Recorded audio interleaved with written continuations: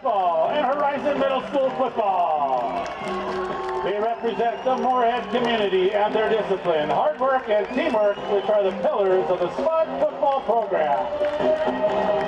The dedication of the coaches, parents, and young athletes to the game of football is as tremendous and strong as ever. Thank you to all the coaches, players, parents, and we wish you the best of luck. Let's give these future SPUDs a big round of applause.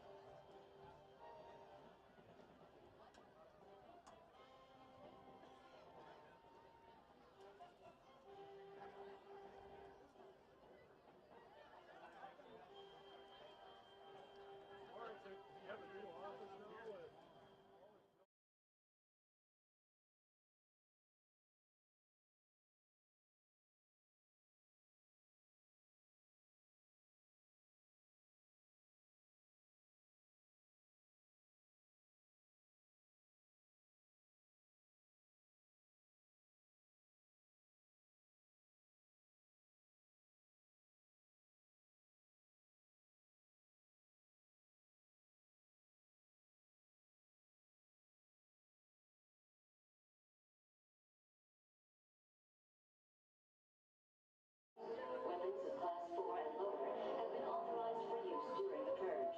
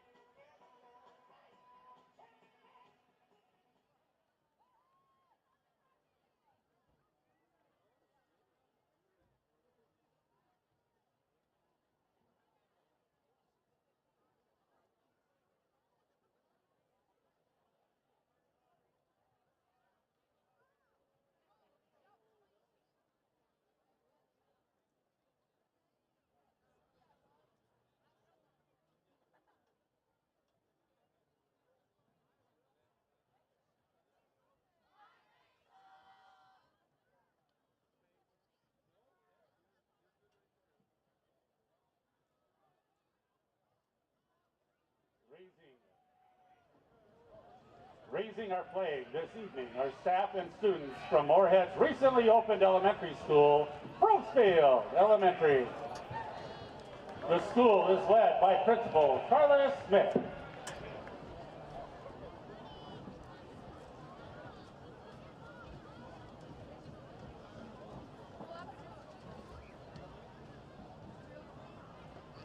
And now, will you please stand as our national anthem is sung by the Moorhead High School Chorale under the direction of Mrs. Kathy Strickland. Oh, say, can you see by the dawn's early light what so proudly we hailed at the twilight's last gleaming, whose broad stripes and bright stars through the perilous fight o'er the ramparts we watched were so gallantly streaming, and the rocket's red glare, the bombs bursting in air, gave proof through the night that our flag was still there. Oh, say does that star-spangled banner yet wave o'er the land of the free,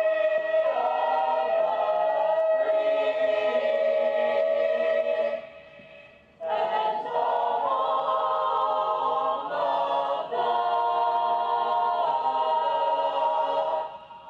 the brave, home of the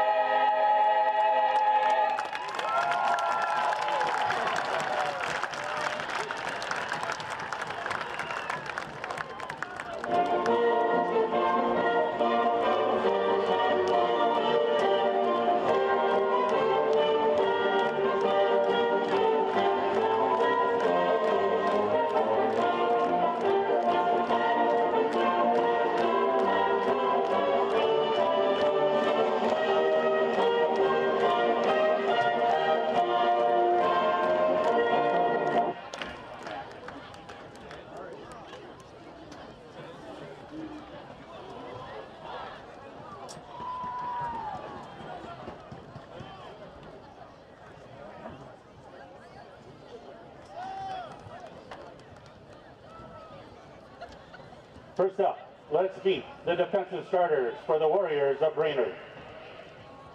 Number 5, Eli Wilkstow.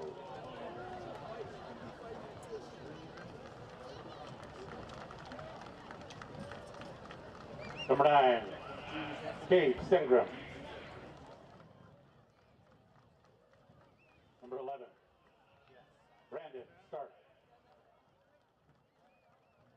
Number 18, Sean Holbrook. Number 21, Connor Erickson. Number 23, Dylan McLaughlin. Number 33, Darren Tumpkin. Number 41, Ryan Kennedy. Number 42, Dylan Gross. Number 56, Mitchell Wynn. 71, Caleb Blank.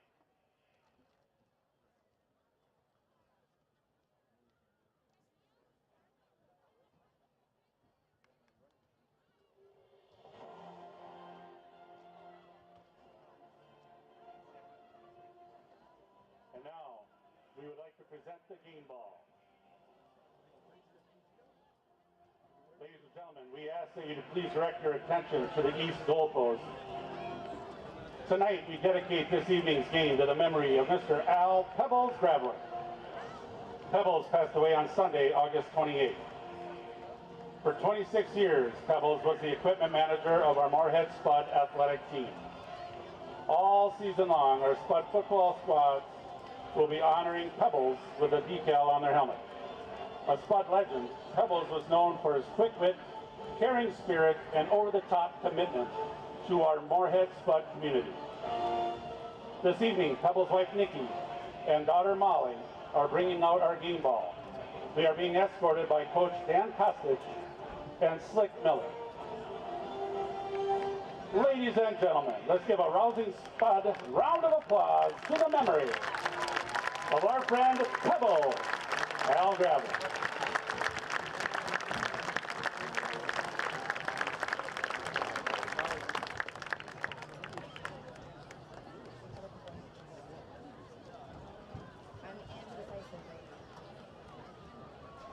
Tonight's kickoff kid is from Probesfield. Shiloh is a fourth grader who represents all the hard work at Probesfield that a student can do. He loves playing football, hanging out with his family and his puppy. He'll also be playing at halftime tonight, ladies and gentlemen, Shiloh.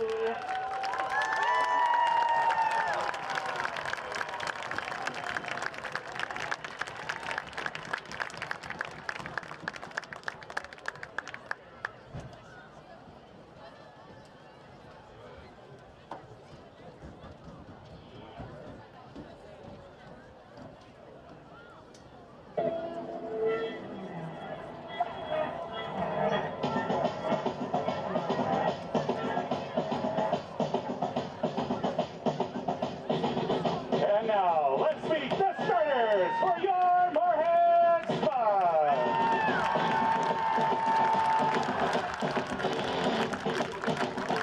Defensive back, a 6'1" senior, number 2, Jaden Griffin. Wide receiver linebacker, 6'2" senior, number 5, Dawson Garage.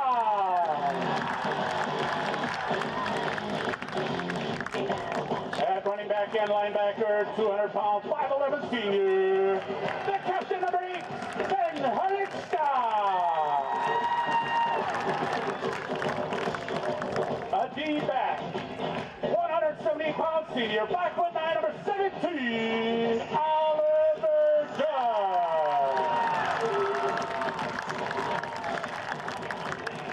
Another D-back, 160-pound senior, 5'11", number 20, Max Stenja.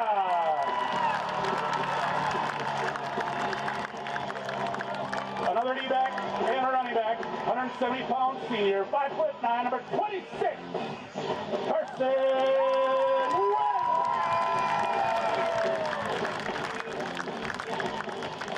On the line, a 205-pound junior, 5'11", number 35, Ron Otto.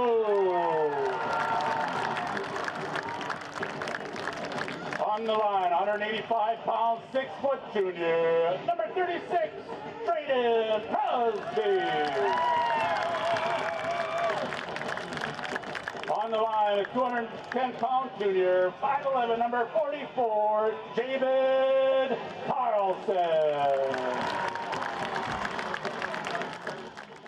On the line, a 300-pound, 6'3" human. Welcome to Jim Goda Stadium in Moorhead. We've got high school football underway as the Spuds, as you might expect, will play this game before a packed house. Kent McLeod, glad to have you aboard as we get ready for game 2 of this football season. It sure went quick, didn't it? First of all, last week, game 1, we're at game 2 ready, and I'll tell you what, there's nothing better than getting ready to play Brainerd on a Friday night. Everybody's been asking, how is that game going to be? And I said, well, just remember this, Moorhead, Brainerd. That's all you need to say. That's all you need to know. Brainerd's going to be, they may be 0-2, but they're going to be physical, and they are physical. Moorhead's got to be physical, and they got to play a lot better than they did last week. Last week they played a great first quarter and then kind of slid down. And I think they had a little bit of a meeting at halftime. They came out in third period, and there was no kumbaya, but I think that they played better in the third and fourth quarter. You got to remember, too, that there was 21-0 quickly. Three touches of the ball and it was 21-0, that's bound to affect you a little bit. A little bit, but you still, you know what, you got to build on what's going on and as the season goes on, the game's going to get harder, and they can't have any letdowns like that. Brainerd's loss most recently was at the hands of Andover, and Andover is really flexing their muscles in the state of Minnesota. They are some kind of football team. They really are. They're a top 5 team for sure, and I watched a little bit of that film, and oh boy, do they get 2 good defensive ends. Wow, do they get upfield. And so with that, the Spuds will kick off. Brainerd or Moorhead won the toss of the coin, and they are deferring until the start of the second half on whether to take the football. And so we'll kick off right to left as we look on from the near hash mark. Brainerd has everybody set up. They have one deep man, and that is Eli Holtz, and he is back near the 5-yard line. And as we listen to a scouting report, they said what happens good for Brainerd happens around Eli Holtz. So we'll wait and see as the kickoff is away. Comes to the near side, bouncing at the 20, picked up by Holtz, and he stumbles and goes down right at the 25-yard line. He had to come a long ways in order to field that low kick that bounced right to him. A little bit of a stumble there, and it's first down for the Warriors. Yep, and it took a forward hop, so he had to go get it. Moorhead, I tell you what, they were down there in a hurry. Moorhead's Joel Eggerdahl looked like he was going to light him up, and he fell down. He had to dive over top of him, but there was no return. And you suppose he's a little disappointed that he didn't have a chance? He wanted to. You could see it. And I was waiting for my first slobber knocker. We will have to wait yet another down. And so with that, the quarterback, Getty Marcello, stands up in the shotgun formation with his back alongside him, the typical spread formation. Here's the pitch out to Marcello. He's at the 20 looking for Sarum, gets to the edge and turns upfield, and a nice read by Marcello along the far side over the 30 and up near the 34 or 39-yard line.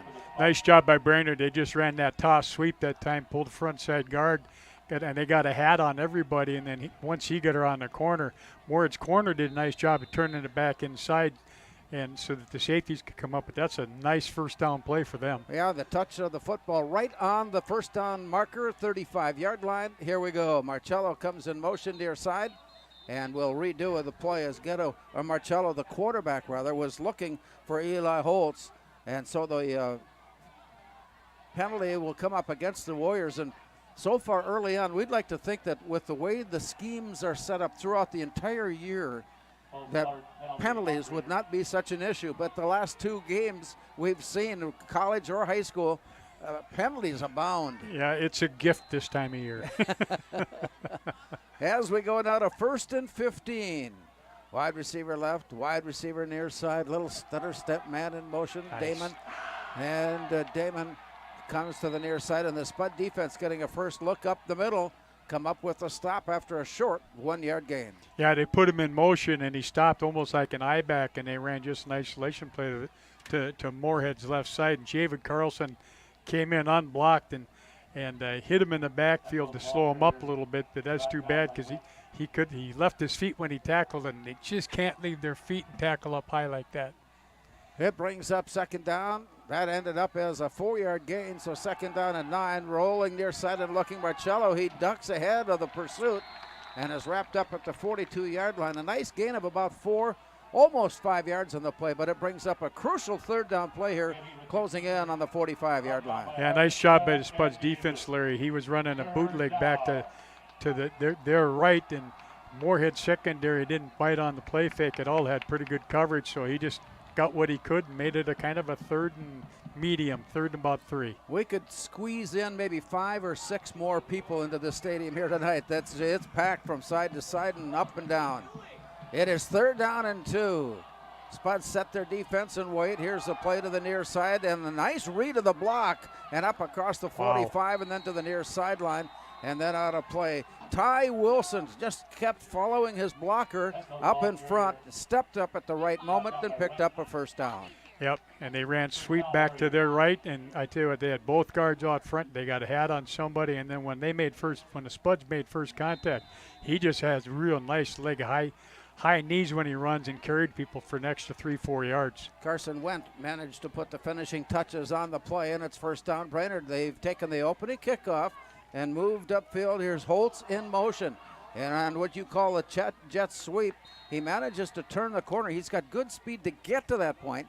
And then when he turns upfield, he's got positive yards. Yep, real positive yards. But again, running the jet sweep, and they stretched that out pretty good. And Moorhead's Ron Adu did a nice job of stretching out. So again, the secondary come up and made the tackle, but still they picked up about 4 yards. Yeah, Larry. 4-yard pickup leaves 2nd and 6. We are just underway. Opening kickoff went to Brainerd, and the Warriors began this drive at their own 25-yard line, now resting at the Spuds 45. Man in motion near side. Here's the snap. It's a bit high, but the handoff goes to Ty Wilson, and the Spuds defense following the play down the line come up with a big stop from Javid Carlson, and it's 3rd down. Yep, tried to run. They tried to run that the power back to the left side, and when they pulled the backside guard, Carlson did a great job of following the guard, Larry, and stopped him for about little or no gain, but nice job from the backside by Carlson.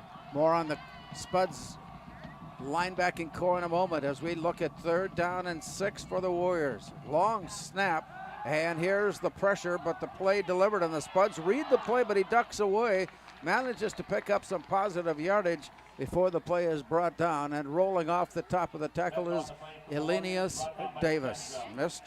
We'll call him Mr. Davis from the rest of the season. Yeah, I know I would. and that was a nice job. He got off the block. They basically just ran a little swing route to the back. Again, the Spuds had good coverage downfield, Larry, and Linus came up and turned that thing back inside and maybe a yard, and now they're in punt formation. They got to watch out. This is a great spot for a fake punt. Moorhead's defense, 3 down linemen, 4 down linemen. Now wait, needing 3 yards. Line to gain the 39-yard line. The punt is away. Wow. Nice spiraling kick away from the return, but then takes a bad bounce out of bounds and then picked up all of a sudden. Looking for a return, there is none. So I know that he will hear a little bit about that decision when he gets to the sideline. He didn't have any choice. He was It running bounced back. right in his arms, didn't it? It did. The ball hit and came right back to me. And oh my God, I better run. That was a high spiraling pick, and it took one of those weird. We wish our 9 and wedge shots were like that on the green. So with that punt, that ball is turned over on downs, and Moorhead will begin this drive at their own 15-yard line. So a nice drive for Brainerd that ends up with a punt into Moorhead territory, somewhat deep, down at the 15. It's 1st down Moorhead. Gavin Quaid is at quarterback.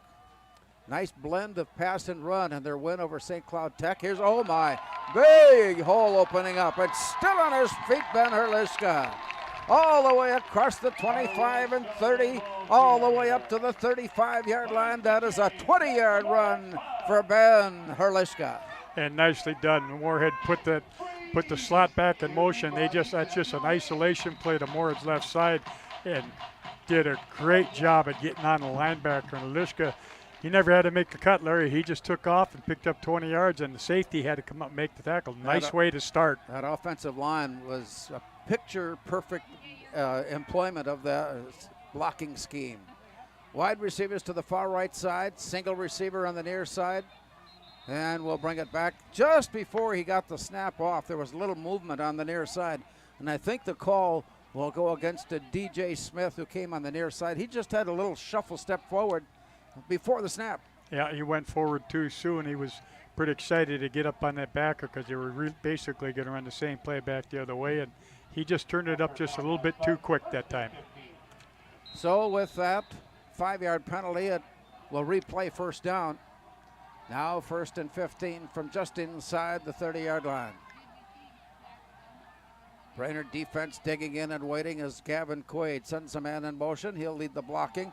Another nice blocking development there, and the Spud sneaks through before the play is brought down, and the Warriors come up with a nice stop as Erickson Connor comes up with the play for the Warriors.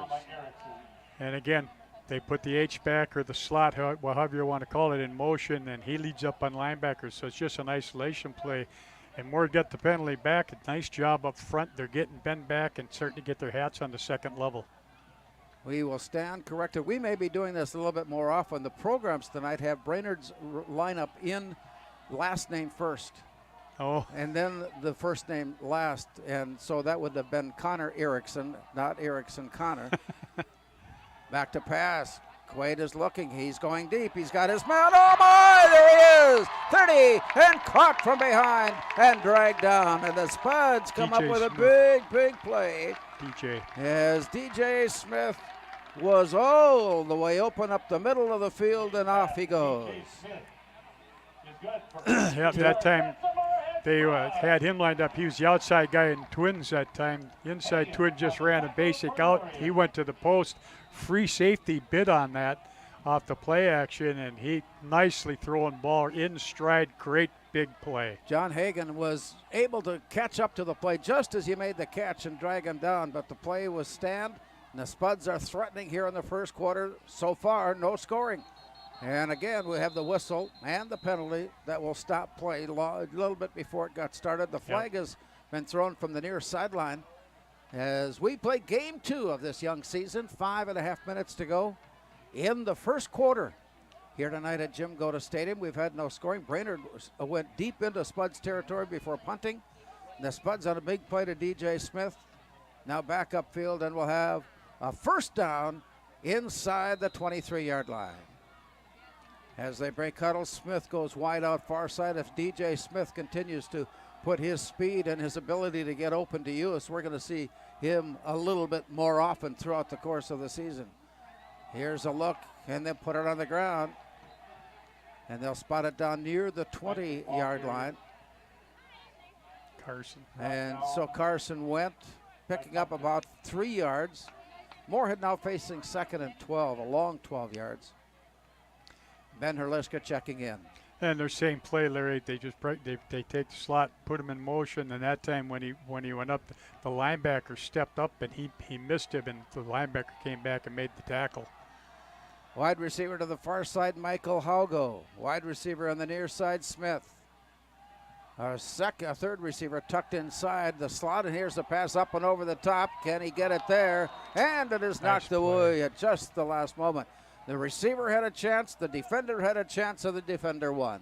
Yep, and that time that's a nice play by their defender.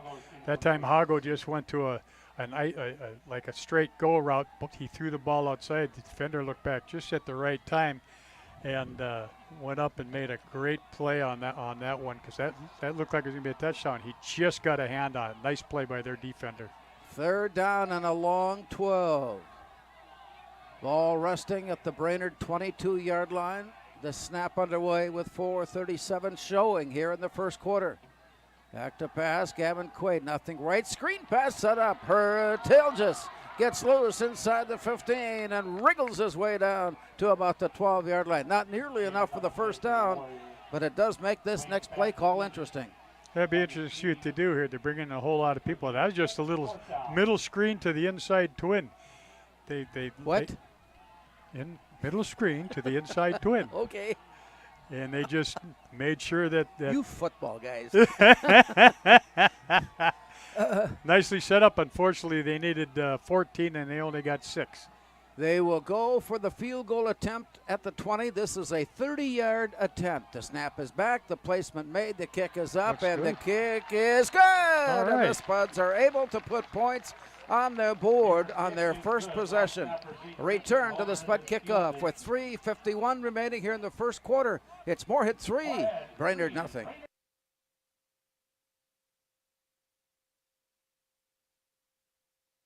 Natural talent, physical gifts, training advantages. To become a champion, none of that matters.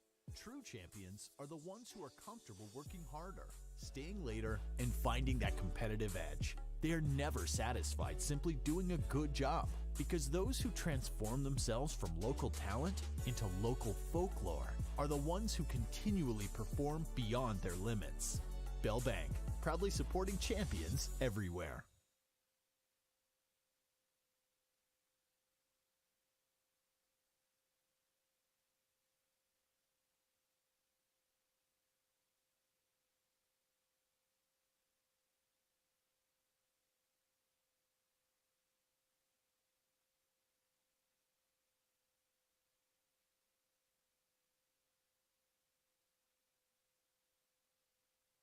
Nothing Moorhead after a 30-yard field goal. And the ensuing kickoff, end over end, angles down to the 15-yard line. Here's the return. Not much room at the sideline. A big hit put on. That it wasn't a stone-cold stop, but it was a very effective stop nonetheless, as Damon Berth was brought down. Abel Carfer that time. He's the bullet on the left side. Nice high kick, and that time the receiver picked up the ball, took one step, and Carfer was there to make a nice stop, and he didn't pick up any yards after the catch. Or after the reception, I should say. Brainerd, on their first series of plays, about this same point on the field, will start here at their own 26.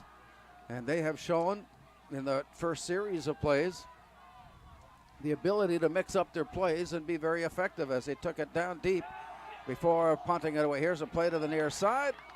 He was stopped and wrestled and came out of bounds. Tried to get going and keep going upfield. Jake Merseth was there for the reception and the run, but stopped after a 4-yard. Let's make it a 5-yard gain. Yep, just a little 5-yard hitch route out of a 3-step drop. Timing's perfect. And Jaden Griffin had that played perfectly and slowed him up. Didn't quite make the tackle, but still they only picked up 5 on that pass. 3:41 remaining. First quarter. Here's a play.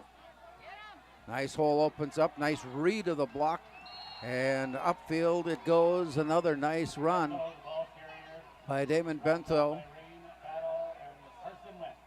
And about 3 different spuds that all got in on the play, but by that time it was a first down run as they spot the ball at the 47-yard line. Yeah, and that's just basically power. Only difference is they pull the onside guard. He kicked out Moorhead's defensive end, and that left a nice big hole there for them. Closing in on midfield, wide receivers left and right. Here's the play. Nice look at the, and upfield he goes. He has just been very elusive so far, able to keep on going when the going is tough and slip away and make his way. Ty Wilson has picked up a first down at the 41-yard line. Again, just running power back to the left, and they kick out and get on the inside linebacker, and the secondary's forced to come up and make the tackle. And he runs hard, Larry. He's got runs with high knees. He's hard to tackle. They can't tackle him high. Jake Merseth wide near side. It stays on the ground, and Wilson works his way off to the far sideline and out of bounds. Spuds in pursuit, drive the. Herliska comes in from a linebacker, one of several Moorhead players that play both sides of the line of scrimmage. Yep, and they're really hitting the perimeter pretty hard here. Again, running power back to their own left side that time, and they're getting pretty good bend back. So when the back gets around the corner, he's got pretty good running room. He's picking up 5 yards at a pop here. Evan Weichert and Dawson Garrett's checking in as Brainerd faces 2nd down and 6 to the open side of the field. It comes on a reverse, and he's got some room. He ducked inside a key block once again, and down to the 30 or 20 rather, and mark him at the 19-yard line, and another Brainerd first down. You know, the way Brainerd is running their plays, it's hard to imagine that Andover was able to do what they did. Yeah, but they did, and boy, I tell you what, that was a nice play. They ran a slot counter at that time, pulled the guard, and that really caught Moorhead off guard. Wide receivers on the near side for Brainerd. And again, he's got the play. And Moorhead defender trying to sneak in on the back side of the play and just was held away from making the tackle, which allowed another 3 yards upfield. And it's 2nd down. Brainerd now just outside the Moorhead 10-yard line. And again, just running power back to the left. They pull the onside guard. It's almost sweet because they're pulling both guards. And that time they went on a quick count, and they caught Moorhead napping a little bit, Larry. 2nd down and 1 yard to go. Moorhead leading 3-0. Time running short here in the first. And before this play by Brainerd gets underway, timeout Moorhead. The Spuds were there to take a timeout, and they have stopped play. Again, the time, 2:09, first quarter. Spuds 3, Brainerd nothing.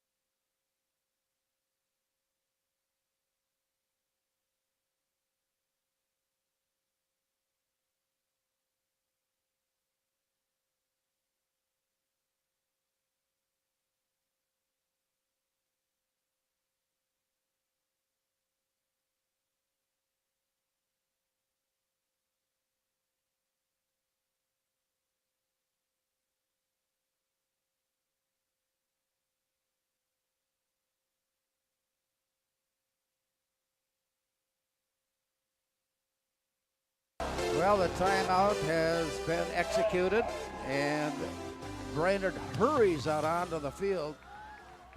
Play clock is underway, facing second down and a long 9 yards needed, or 2 yards rather needed.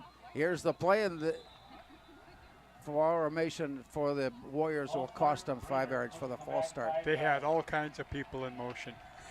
They ran a shift and tried to shift to the left, and then the left slot back and the guard both decided to go at the same time. They made all of that decision-making process during the Moorhead timeout call. Correct. And it went the other way. It went the other way, You got to didn't do it? Yes. that. If you write it in the dirt, it works better. Well, we'll see what's left on there after the game. See if we can find any turf. Second down, 8. Play left side. Wilson working his way, getting close to the first down, Nice. then took a hit, got lifted up and driven back. But he's closing in on this third down play, coming to picking up a first down. Again, just running power back to their left side, pulling people up. At that time, Moorhead did a nice job of filling that time. They got a little bit of penetration by Erlishka on the right side, and then both Moorhead's linebackers came and cleaned up. Moorhead's lead in jeopardy as Brainerd lines up on third and a long yard. Wide receivers to the near side for Marcello. Here's the snap back, and he'll put it on the ground. Wow. Oh, they are moving the ball nicely on the ground so far. Between tackles, they play, and it's first down Warriors. Just ran a basic isolation, play to the left, ran the back up on the linebacker, did a reverse pivot and had it off to him, and they're getting good bend back on Moorhead's line. Moorhead is not getting any defensive penetration from their front right now. And with that thought, we wanted to mention also that the linebacking core, Moorhead has been somewhat spoiled in recent years by the quality of the linebackers. A brand new core of linebackers on the field this football season. Here's the turn, handoff, and the play. This time got slowed and stopped on underneath. The stop was made. I wonder if Davis wasn't in on that play. He was somewhere in the vicinity before the stop was made, and it brings up second down. Yeah, and then Moorhead also got penetration that time, Larry, from Javid Carlson. He did a nice job of messing up the timing of that plane for little or no gain. And another crucial play for the Warriors at the Spuds 5-yard line. It's second down. Here's the play and the touchdown. Wow. As they came on the reverse, they are mixing their plays extremely well, and Moorhead is having difficulty identifying the play that's being run. Yep, they ran a slot counter that time. They actually false pulled the backside guard like he's going left, which made Moorhead's linebackers move, and guess where the ball went? On the reverse counter, right back where the linebacker was, and he followed the guard, and that's what he's supposed to do, and that's a nice play call right there. 5-yard touchdown run puts Brainerd in the lead. Sean Holbrook on the carry. And the time of the touchdown at the 29-second mark as we prepare for Brainerd's point after. Here's the approach. The kick is up. The kick is good, and Brainerd has the lead now with 29 seconds to go in the first quarter. It's Brainerd 7, Moorhead 3. Pam is a small business owner. She is swamped. Pam knows she needs to advertise, but is overwhelmed by all the options. What if there was a way for Pam to have access to a team of media experts? What if this was at no extra cost and didn't require a contract? Meet Avenue Right. Save time, money, and get peace of mind that your advertising dollars are well spent.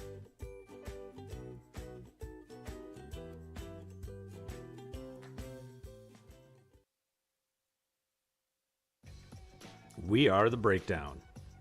For almost 2 decades, we've published the most comprehensive yearbooks on Minnesota high school sports and run the best in-season and off-season events. We cover every corner of the state. We are The Breakdown.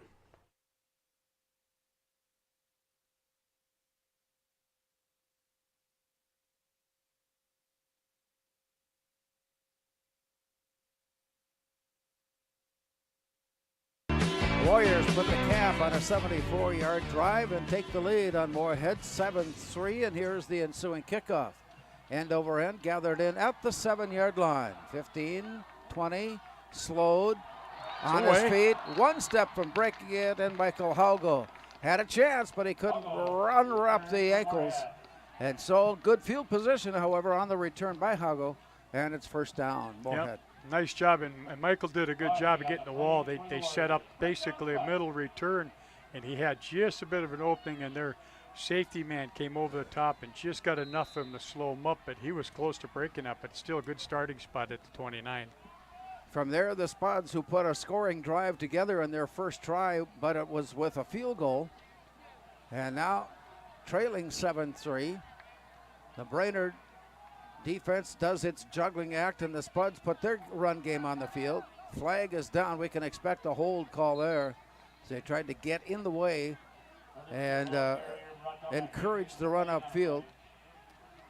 I wonder if that wasn't Herliska. Yes, on the run. Yep. And Herliska was making his way forward with the benefit of a hold penalty. So that'll be nullified, and it'll be all brought back.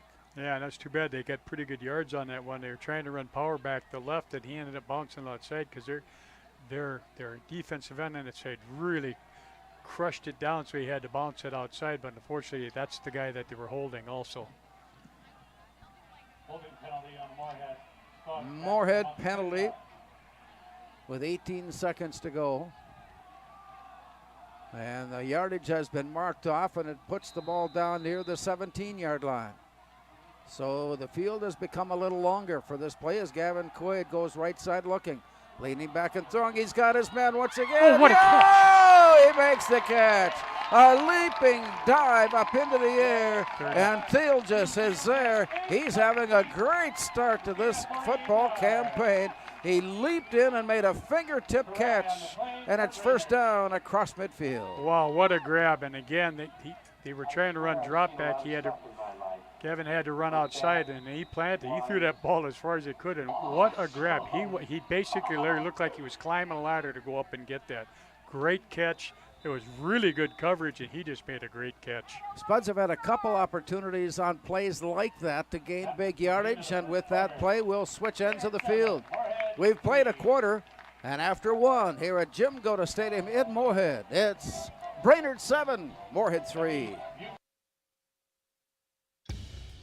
Boss DXT snowplows are tough to beat. Featuring dual trip tech, flared wings, and optional D-force for improved scraping and backdragging performance. Choose from 3 different sizes in steel, stainless steel, and poly. The Boss DXT is built to restore order. Your home for Boss snowplows is Bert's Truck Equipment on Highway 75 North in Moorhead.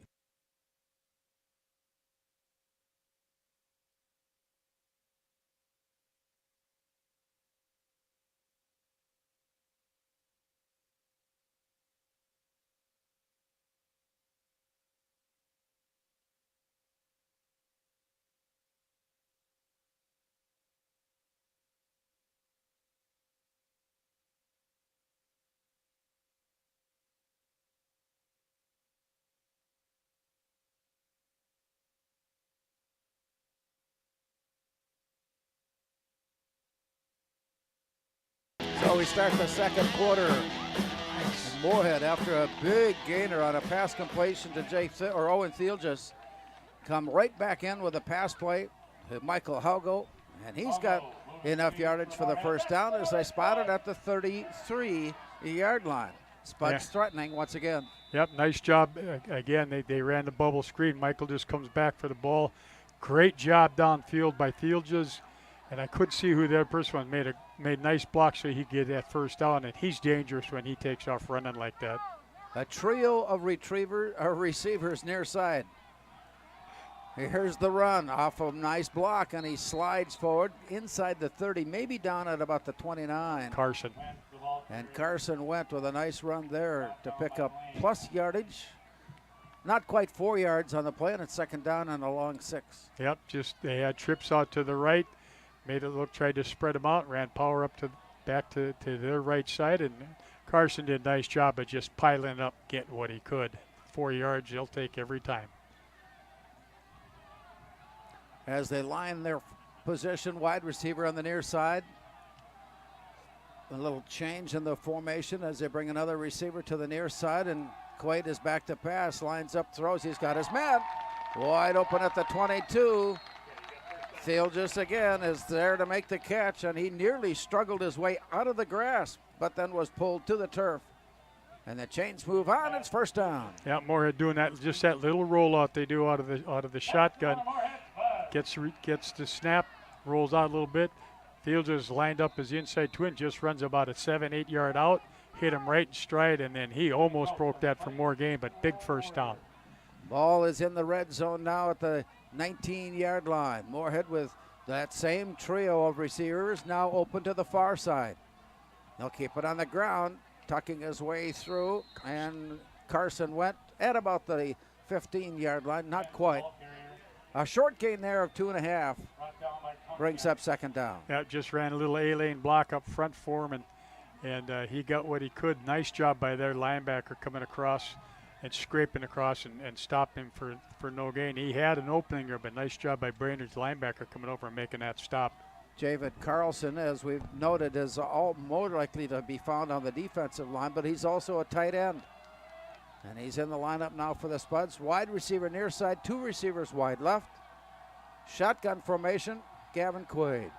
Takes the snap, leans, throws against his, and he's overthrown. He had his man open in the far corner, but don't think if he had gone to the corner that it would have been completed. There was good defense to that point. And so it is incomplete, and that stops the clock inside of 10 minutes to go. Brainerd has taken the lead. 7-3. Moorhead has returned upfield, now facing 3rd down and 8. Yeah, that's too bad. And he had him up too, and that was DJ Smith. He ran a post corner route, and on the rollout, instead of getting air underneath, he tried to throw it right on trajectory, and he just overthrew him. It's too bad because that had been a big gain. Might have been a 6, but it was a nice route. Michael Haugo wide, far left. 3 receivers near side. Back to pass. A quick toss is batted up into the air, and a diving interception attempt comes up empty. And so good defensive play by the Warriors as they leaped up and batted the pass away. That sets up 4th down. Yeah, at that time he was trying to hit the inside slot. He'd ran a little seam route inside, and their defensive lineman on that side, I can't read the numbers, Larry, did a nice job of getting his hands up. He looks like he's about 6'5", so he's about 9'3" when he gets his hands up and knocked it down. Spuds are going to try to pick it up. It's 4th down and 8. 4th down and 8, Gavin Quaid looking to pass. He's got some pressure. He's got his man up in the air. Nope. And he is no good. He made the catch, but he was out of bounds. He had to leap high. Once again, the Spuds are liking that type of play, an alley-oop rainbow-type pass that 2 times out of 4 have been successful. This one was short. Ball will be turned over on downs. That's too bad, and that would have been a great catch if he made it. That was Steel's, Larry. He was the inside of the 3 twins out there, or trips out there. Ran a little corner out. Ball was throwing. Good play by the secondary man, but when he caught it, he ended up out of bounds. He went up and scaled the cliff to get to that one, too. Yes, he did. It's 1st down, Brainerd. This drive starting at their own 17. To the far side and a nice run.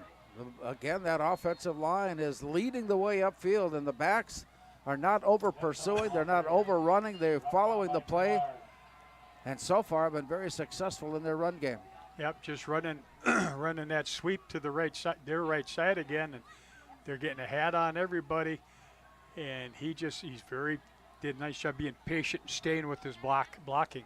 Turned into a 5.5-yard gain, so 2nd down. Wide receiver left and right. Long count. Here's the turn. Handoff near side again, following the blocks, and he's up across the 27 and up near the 28-yard line. And again, yep. And again, just running power back to their left that time, and they're getting good bend back on the offensive line. They're getting hats on, they're getting a hat on the linebackers and really stretching stuff up for Moorhead, and the secondary is having to do all the filling. So to the 29-yard line, the chains have moved on, and it's another 1st down for the Warriors. They are dominating statistics so far with a 7-3 scoreboard lead. 2 to the right, 1 on the near left side. Marcello with the pitch out. Another key block thrown on the comeback, and that allowed the play to get to the corner and turn upfield and a gain of 13 yards. And if that stands, it should. I didn't see, No, there was no penalty. It's a first Nope, down. first I thought down. Nope. the body language out on the field indicated that there was a flag somewhere, but there wasn't. So with the chains already moved and in place, it's first down Brainerd at their own 43. Yep, just ran a quick toss off the motion guy that time there, and they really got to the perimeter in a hurry.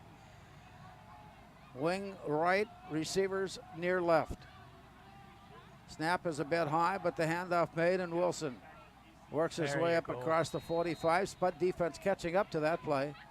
Linebackers in pursuit to bring the play down after a short gain. Oliver Judd comes up from his safety position, secondary position, to make the stop. And again, they're just doing the same thing. They're not trying to run the ball in the middle at all. Everything's been either off tackle or outside. And that time, Moore did a nice job of getting over the top that time. Closing in on the midway portion of the second quarter. Both teams have scored, and Brainerd leads at 7-3. And the run to the near side as he hangs on tight, lowers the helmet, lowers the shoulder, and plows forward across midfield down near the 49-yard line. Short of the first down, and it's 3rd and 1 now for the Warriors. That's the first time they've ran inside the tackle. They ran a ISO play that time, and again, they're getting Ben back. Moorhead's just got to get some penetration up front. From just across midfield. See what the Warriors have in mind. A man in motion to the near side, hoping to, oh, there is. I think the center made motion with the snap of the football, and that's a false start, and that's a 5-yard penalty, and they'll replay 3rd down now from 5 yards deeper. Yep, that time again, they put the guy in motion, and then the center kind of did, he had the yips, you see that? He just kind of went like, kind of yipped, and that pulled everybody offside, and right now Moorhead will take that to make it 3rd and long. Line to gain is Moorhead's 47-yard line. 7:03 to go, first half. Brainerd facing a 3rd and 7 situation. Closing in on midfield. Marcello looking right, standing in the pocket, escaping, being chased and looking, leaning back, and then carries the ball out of bounds. Or did he get the pass away? I don't think. Yeah, he got it away, okay. but he bounced it to him. He simply didn't want to have anything to do with what was about to happen, and wisely just gave it up. And that brings up 4th down. So the Spud defense at midfield appears to have come up with a stop. Yep, and that time they tried to run a play action pass, and Herlishka from his linebacker spot, Larry, put the pressure on him, and he caused him to throw an errant ball. And that penalty, it was really, really big for the Spuds. Carson Witt is back in punt return, waiting at the 12-yard line. There's the snap back and the kick. A wobbly spiral. Went will let it bounce, and it angles off to the far side. Wow. It turns into a great bounce as far as Brainerd is concerned. It rolls inside the 10. It'll be first down Spuds at their own 8-yard line. Wow, that's too bad. That was a great punt. Well, It wasn't a pretty punt, but it was a great punt as far as yardage. Yeah, and he kind of punted it away from him, and then it was almost a kickoff because it ended up being end over end, and it really gave Brainerd a nice roll on that one to put the Spuds with not great field position at the -8 here. 6.5 minutes to go. Wide receivers come to the near side. The Spuds have gone with trips here on several pass formations in this second quarter. Now near side. Gavin Coyd standing back in shotgun, turns, hand off. Spuds get a little bit of room, now a lot of room, but then it's undercut and brought down quickly. Nice defensive stop by the Warriors as the play was brought down by Aiden Carranza, and it's 2nd down. So that was turned into about a 4-yard gain. Yep, and it looked like it was going to be more. Went did a nice job of getting it up inside there. They were running that wham play back to the right side, and he bounced it outside. Nice recovery by their safety, running the field and stopping him for that, because he looked like he was going to get more, but 5 yards and first down is not bad. Inside of 6 minutes to go. The pace to this game is just a whole lot different than what we saw a week ago down at St. Cloud. Here's another nice run to the edge and across the 20 and up near the 25-yard line. Herlishka on that run, picking up 12 yards and a first down. Nice job. Moorhead went a little quicker that time. They went on first sound, It caught Brainerd off guard a little bit, and Herlish did a nice job waiting for his block in front of him, and then sneak it outside and picked up about 10. Those two running backs are not necessarily sparkling nor elusive, but they certainly are effective. They're very effective, and they don't pitter patter. There's no stand up and down. It's all forward. Wide receivers to the far left side. Single receiver near right for Gavin Quaid, who turns and hands off, and the Spud ground game finds a little bit of room as they work it upfield. Weichert on the carry. 2.5 yards on that pickup up near the 28-yard line. Again, just ran a little, almost looked like a trap play, and Herlish did a nice job of getting up, but their linebacker that time got off the X-Man's block and did a nice job of slowing up, and the other linebacker came over and stopped it for a short gain. There was a hole there, but nice job by their linebackers coming over the top. Michael Haugo is wide near side. Moorhead sends two receivers wide left, man in the slot just outside the tight end position. Here's the snap back and the look. A quick toss. Michael Haugo makes the catch and goes up to the 35. The line to gain was the 35. Let's see where they spot it down. I think he got it. The chains are moving, and it's a Moorhead first down by inches up near the 36-yard line. And I tell you, it was a nice read by Gavin at time, Larry. Haugo just ran a little 5-yard stop route to the inside, and the corner was showing press at first and backed off, and so when he backed off like that, he just made it an nice easy one, and Haugo did a nice job of turning outside and getting extra yards. A little over 4 minutes remaining here in the first half. Spud scored first. Brainerd came right back and scored, and it's 7-3 Warriors. Spuds are trying to work their way upfield, and as Gavin Quaid is caught from behind, he nearly had it wrestled away from him and dropping it to the turf, but a nice play by Caleb Lang to slow the play and then stop the play at the 35-yard line, loss of a yard. Yeah, and he just ran out of time. All three receivers ran little hook routes at about 5 yards and had pretty good coverage, and he waited, nobody came open, so he just did what he could and ended up losing a yard. Clock continues to wind its way along. The run game that both teams have employed has certainly done its job on the clock. It continues to move right along. Yeah. 2nd and 11. Brainerd throwing some one-on-one pressure, and then Gavin Quaid, he had no place to go. He ducked inside the pocket, and it broke down all around him, and he had to go down.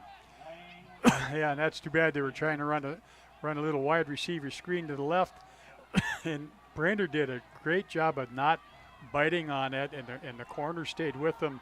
That was his primary receiver, and then he just ran out of time and lost another couple of yards. 7-3 Brainerd. Moorhead at their own 33-yard line. 3rd down and 13. Receivers to the far left side. 5 receivers in the formation. Gavin Quaid waits and takes the snap, looks upfield. He's going deep. It's up and over the top. He's got Michael Haugo, and again it is tipped away, but a penalty flag for pass interference. And the Spuds catch a break. It was good positioning by the defense, but too much positioning on the play by Jordan Davis. Well, let's see, that might have been Brandon Stark. Yep. Duplicate numbers on the program, so duplicates. Brandon Stark, who did his job, but he simply made too much contact with Haugo on the play, and they'll mark it off from the line of scrimmage and give Moorhead a first down. Yeah, that's a 15-yard penalty in high school football, so it should be a first down. And that's too bad because he had good coverage, but he put his hand on his shoulder, kind of lifted himself up to knock it down, and it doesn't matter what level you're at, you can't do that. you can't do that. 2:29 now showing. Quickly played first half of football tonight in the home opener for Moorhead and second game of the season. Here's Gavin Quaid with the handoff.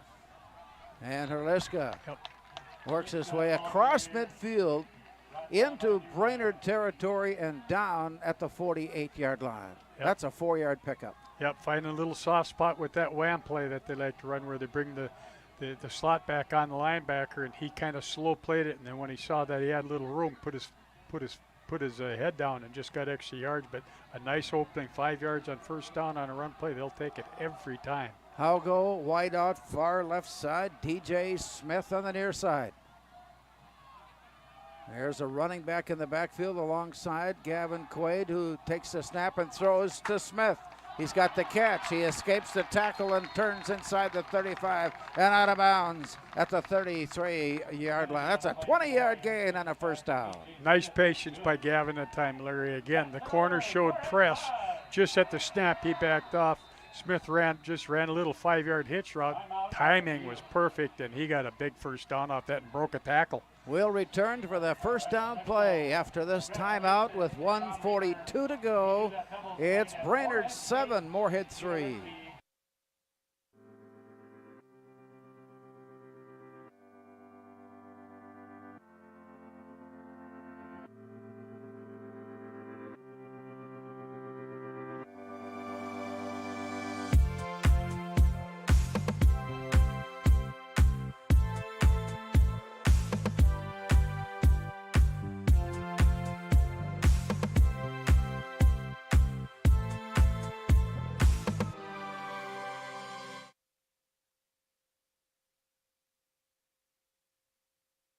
Before I became a real boy, life was easy. I just sat there doing sandwich stuff. But being alive is so hard. So if you don't want to get up to get a sandwich, you shouldn't have to.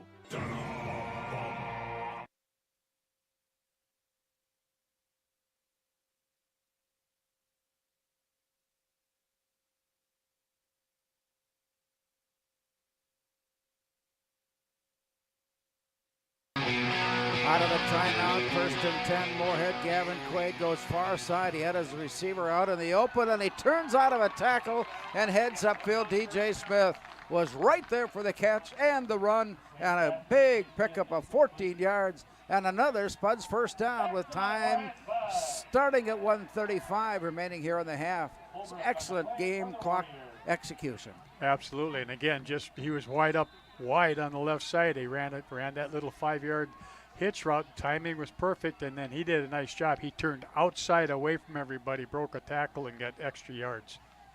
On this first down play, Moorhead left to right as we look on. Wide receiver Haugo to the far side, Smith to the near side. Rolling near side and looking, leaning back and throwing quickly. Man is open at the 15-yard line. Owen Thielges with the position and the catch, and making that a 7-yard gain to bring up second down. Again, nice play. He rolled out, just kind of got like a little mini rollout. Thielges was the inside twin, ran a 5-yard out, and he put the ball right on the money, and he got extra yards. Well, the Spuds have already put themselves in field goal position, if that's what it should come down to. This play underway with 1 minute to go.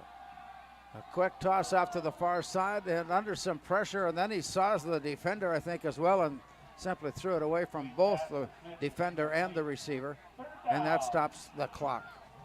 7-3 Brainerd. So far, this is very much typical of encounters between the Spuds and the Warriors. Yeah, like I said, it doesn't matter throwing two. It's Brainerd. That's right. So we're seeing it. And with that, Herliska checks into the Spuds lineup, and out of the huddle, Haugo will come wide near side. That's on the short side of the field. As the Spuds line this up, it is 3rd down and 3. Receivers to the far left side. The turn and the handoff. Nothing open on the right. Tried to dance loose and step forward, but could not. He was brought down for a loss on the play, and that is 4th down, and the Spuds will take a timeout. Someone took a timeout, and Moorhead. we will return. It's a big play coming up in this closely played contest with 53 seconds now showing here in the first half. It's Brainerd 7, Moorhead 3.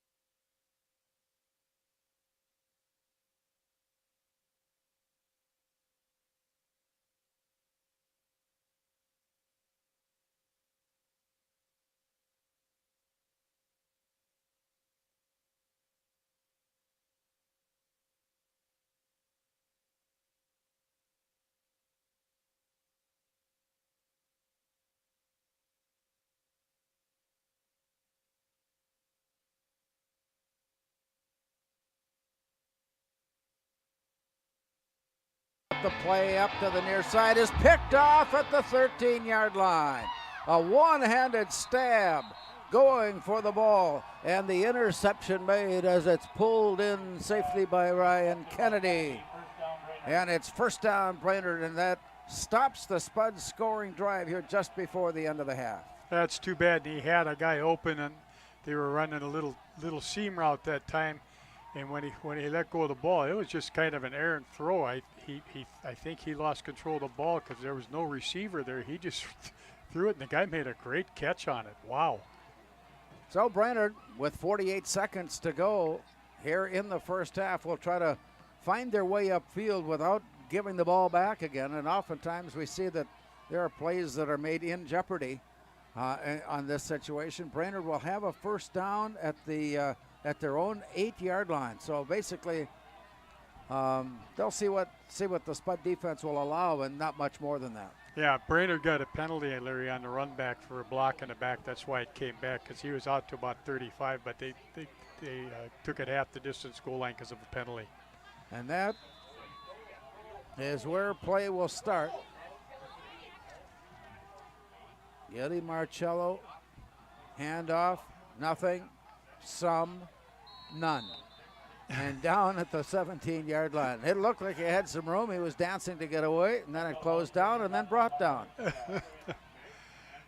going to have to put the ball in play one more time. Yeah, about 2/3 of a second. And they're just going to take their time here, too. And they'll take the snap and maybe just drop to their knee. Let's see.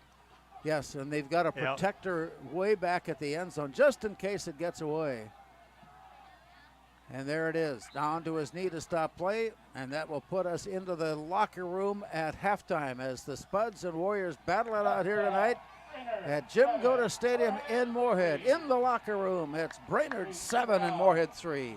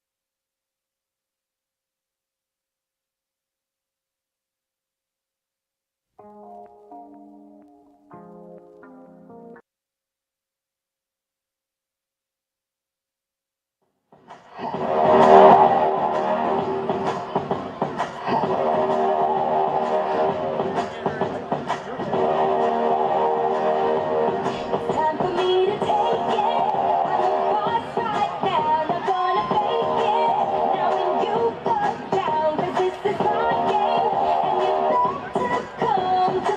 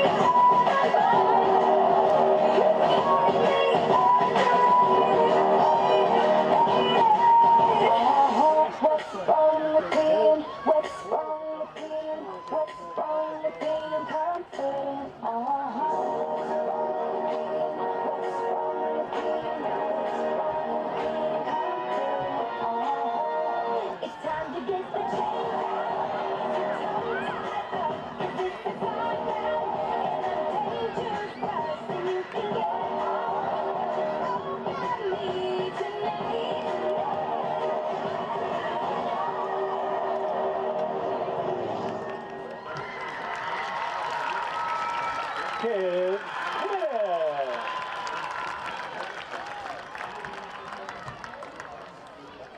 Next up, we have Moorhead High School dance team highlights the ball dance team.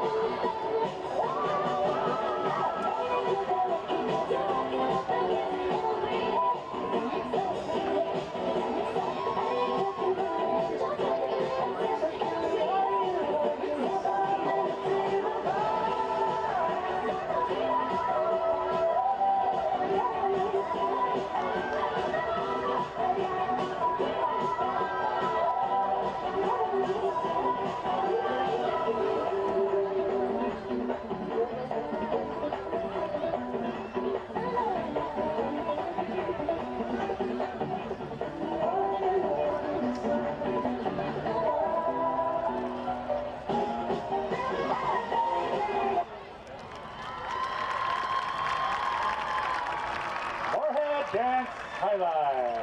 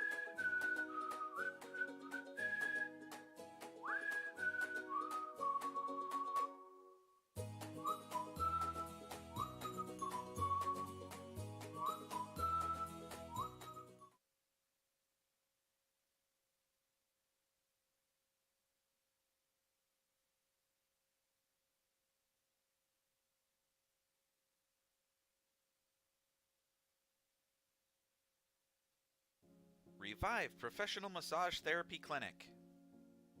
Locally owned and operated. Open 7 days a week, day, evening, and same-day appointments available. Couples massages also available. 20 highly trained professional licensed massage therapists on staff. Now with 2 locations, South Fargo and Detroit Lakes. Offering online booking and online gift certificates. www.reviveprofessionalmassage.com.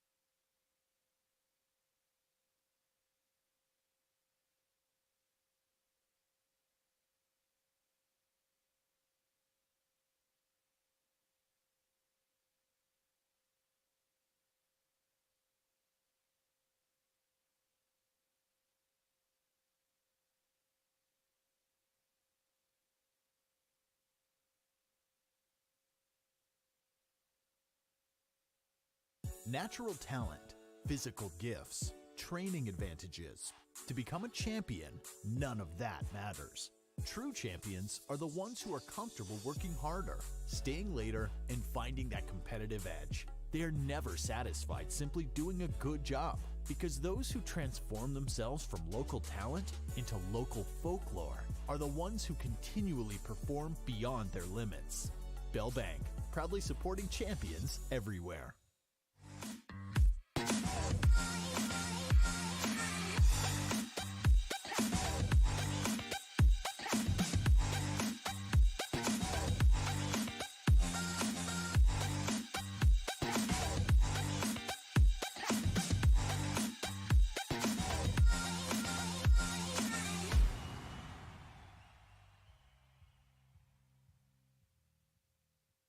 Pam is a small business owner. She is swamped.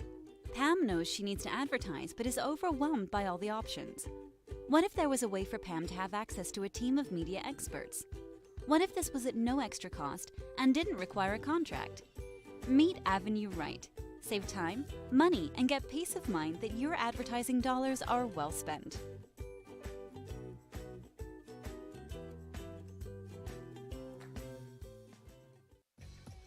We are The Breakdown.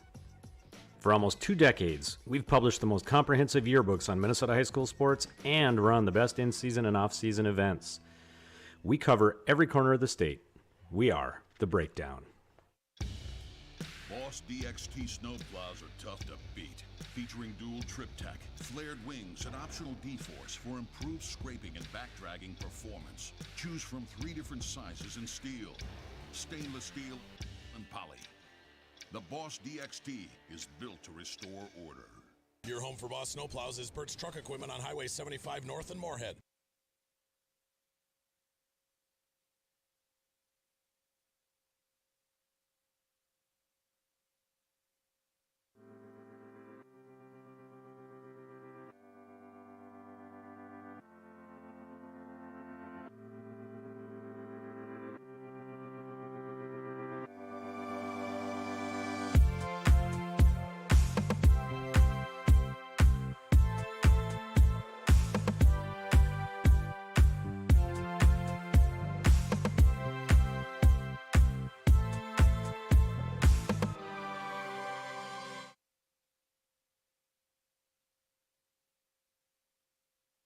Before I became a real boy, life was easy. I just sat there doing sandwich stuff. But being alive is so hard. So if you don't want to get up to get a sandwich, you shouldn't have to.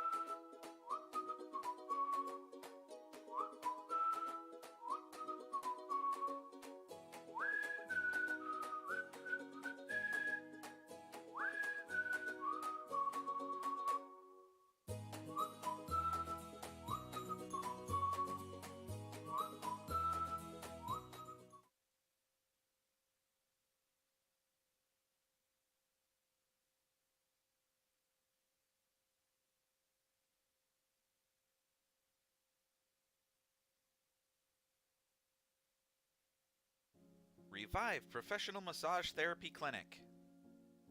Locally owned and operated. Open 7 days a week, day, evening, and same-day appointments available. Couples massages also available. 20 highly trained professional licensed massage therapists on staff. Now with 2 locations, South Fargo and Detroit Lakes, offering online booking and online gift certificates. www.reviveprofessionalmassage.com.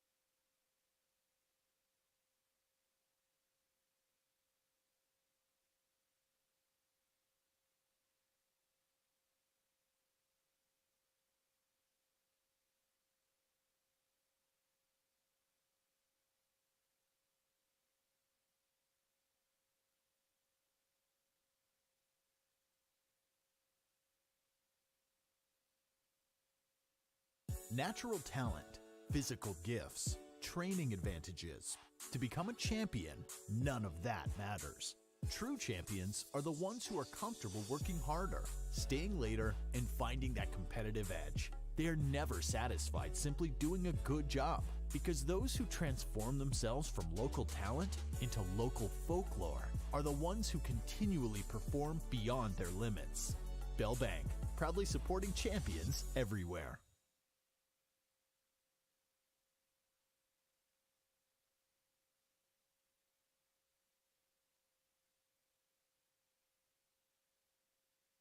Checked in. Moorhead is just now arriving on the field, and we're about ready to get this second half underway. They have put up some courtesy time on the clock to allow them to get loosened up and ready to play. Reminding you that the Spuds will be on the road next week, and one of our old-time favorites in Troy Hendricks and his crew, although he's not the coach anymore, he certainly built that Bemidji program into a very strong and representative team. Yep, and they will be, and as I call it, one of the B teams, go from Brainerd right to Bemidji. And it's kind of funny, we had a little get-together at Ross Foyt's here a few weeks ago, and I said, I see it Bemidji. Goes, well, I'm supposed to be out of town, but he says, Moorhead's coming to town. I'll see you at the game. I said, okay. He knows. One of the great rivalry games that Moorhead has on their schedule, Moorhead and Bemidji. Next week, 7 o'clock from Bemidji. Also right here on 970 WDAY. Brainerd will continue their schedule as well. They are record-wise off to a tough start, but what I've seen here tonight is, and keeping this in mind, they're preparing for the postseason as a 6A school. Yes. They're among the big schools in the league. And Moorhead is getting not too far behind. There may be another year or so before enrollment will indicate that Moorhead should be playing the schools that are of that enrollment size and that qualify them for the 6A ranking. That'll really put some travel stuff together, won't it?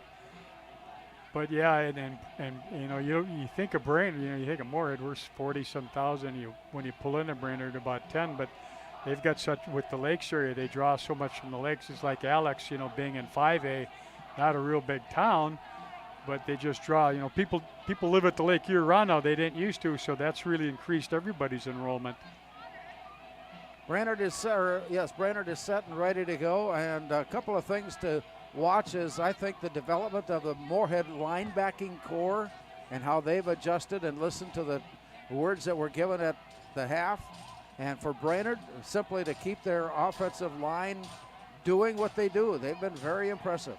Yeah, they have been, and they've been tearing off some yards in big chunks, and then Moorhead kind of stiffens up and is able to get them. And what happened on their last possession, they got that penalty that hurt them, and which really went in Moorhead's favor. Otherwise, we might have seen a little bit different outcome. It might have been 14-3, but they made a mistake, and unfortunately, Moorhead threw an interception late on their drive when they looked like they were going to go ahead too. So it's been a pretty good. It's a good chess match right now. I'm going to be curious to see how deep Moorhead goes with their pass game when they have the opportunity. Yep. They have shown that they can be thrown with accuracy. The speed is there. The ability to catch the ball is there. And the Spuds may have to rely on that in this third and fourth quarter. Yeah, and you can tell this is a different defense they saw last week. You know, last week Moorhead kind of threw the ball when they wanted to because they didn't cover up the inside twins, and Fields and whoever's playing the inside twin had a field day last week. And this week they're disguising their coverages a little bit and making Gavin work for every completion he gets. Lining it up with the kick from right to left.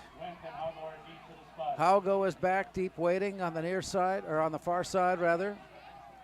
Wendt is back and waiting. Both have great speed. Yep. As they wait near the 10-yard line, anticipating the relatively short punt. As it's marked off, and we are getting ready to go. Bernard Hernandez approaches, and this kick is away. Not deep, gathered in at the 7. Here's the return to the 15, the 20. Michael Haugo leaps into the pile and goes down at the 27-yard line, and from there it's first down. So first down Spuds to start the third quarter, trailing 7-3. It wasn't a real deep kick, but he kicked that thing high, which really gave Brainerd's kickoff team time to get down, and Moorhead had a little bit of a wall set up in the middle, but nice job by Brainerd hustling down and stopping that for a real short gain. Moorhead starts this drive at their own 26-yard line is where it ended up, putting receivers to the far side. Moorhead moving left to right here in the third quarter. Man in motion, sets to block. Quick toss out on the screen. Here's the run forward and escaping and on his way up the sideline, and then ankle tackle down near the 45-yard line. That's about a 22-yard gain from Michael Haugo. And again, just running that little bubble screen where he takes a step back, and he got a good block from Fields on the perimeter, and then he did the rest, and the safety had to come over from a long way to make that tackle. It's about a 25-yard gain. Ball is spotted down at the 46-yard line, and so make that a 20-yard pickup. Yep. And the chains will move up now, and in place they are as the Spuds start the third quarter down 7-3. Wide receiver near right side.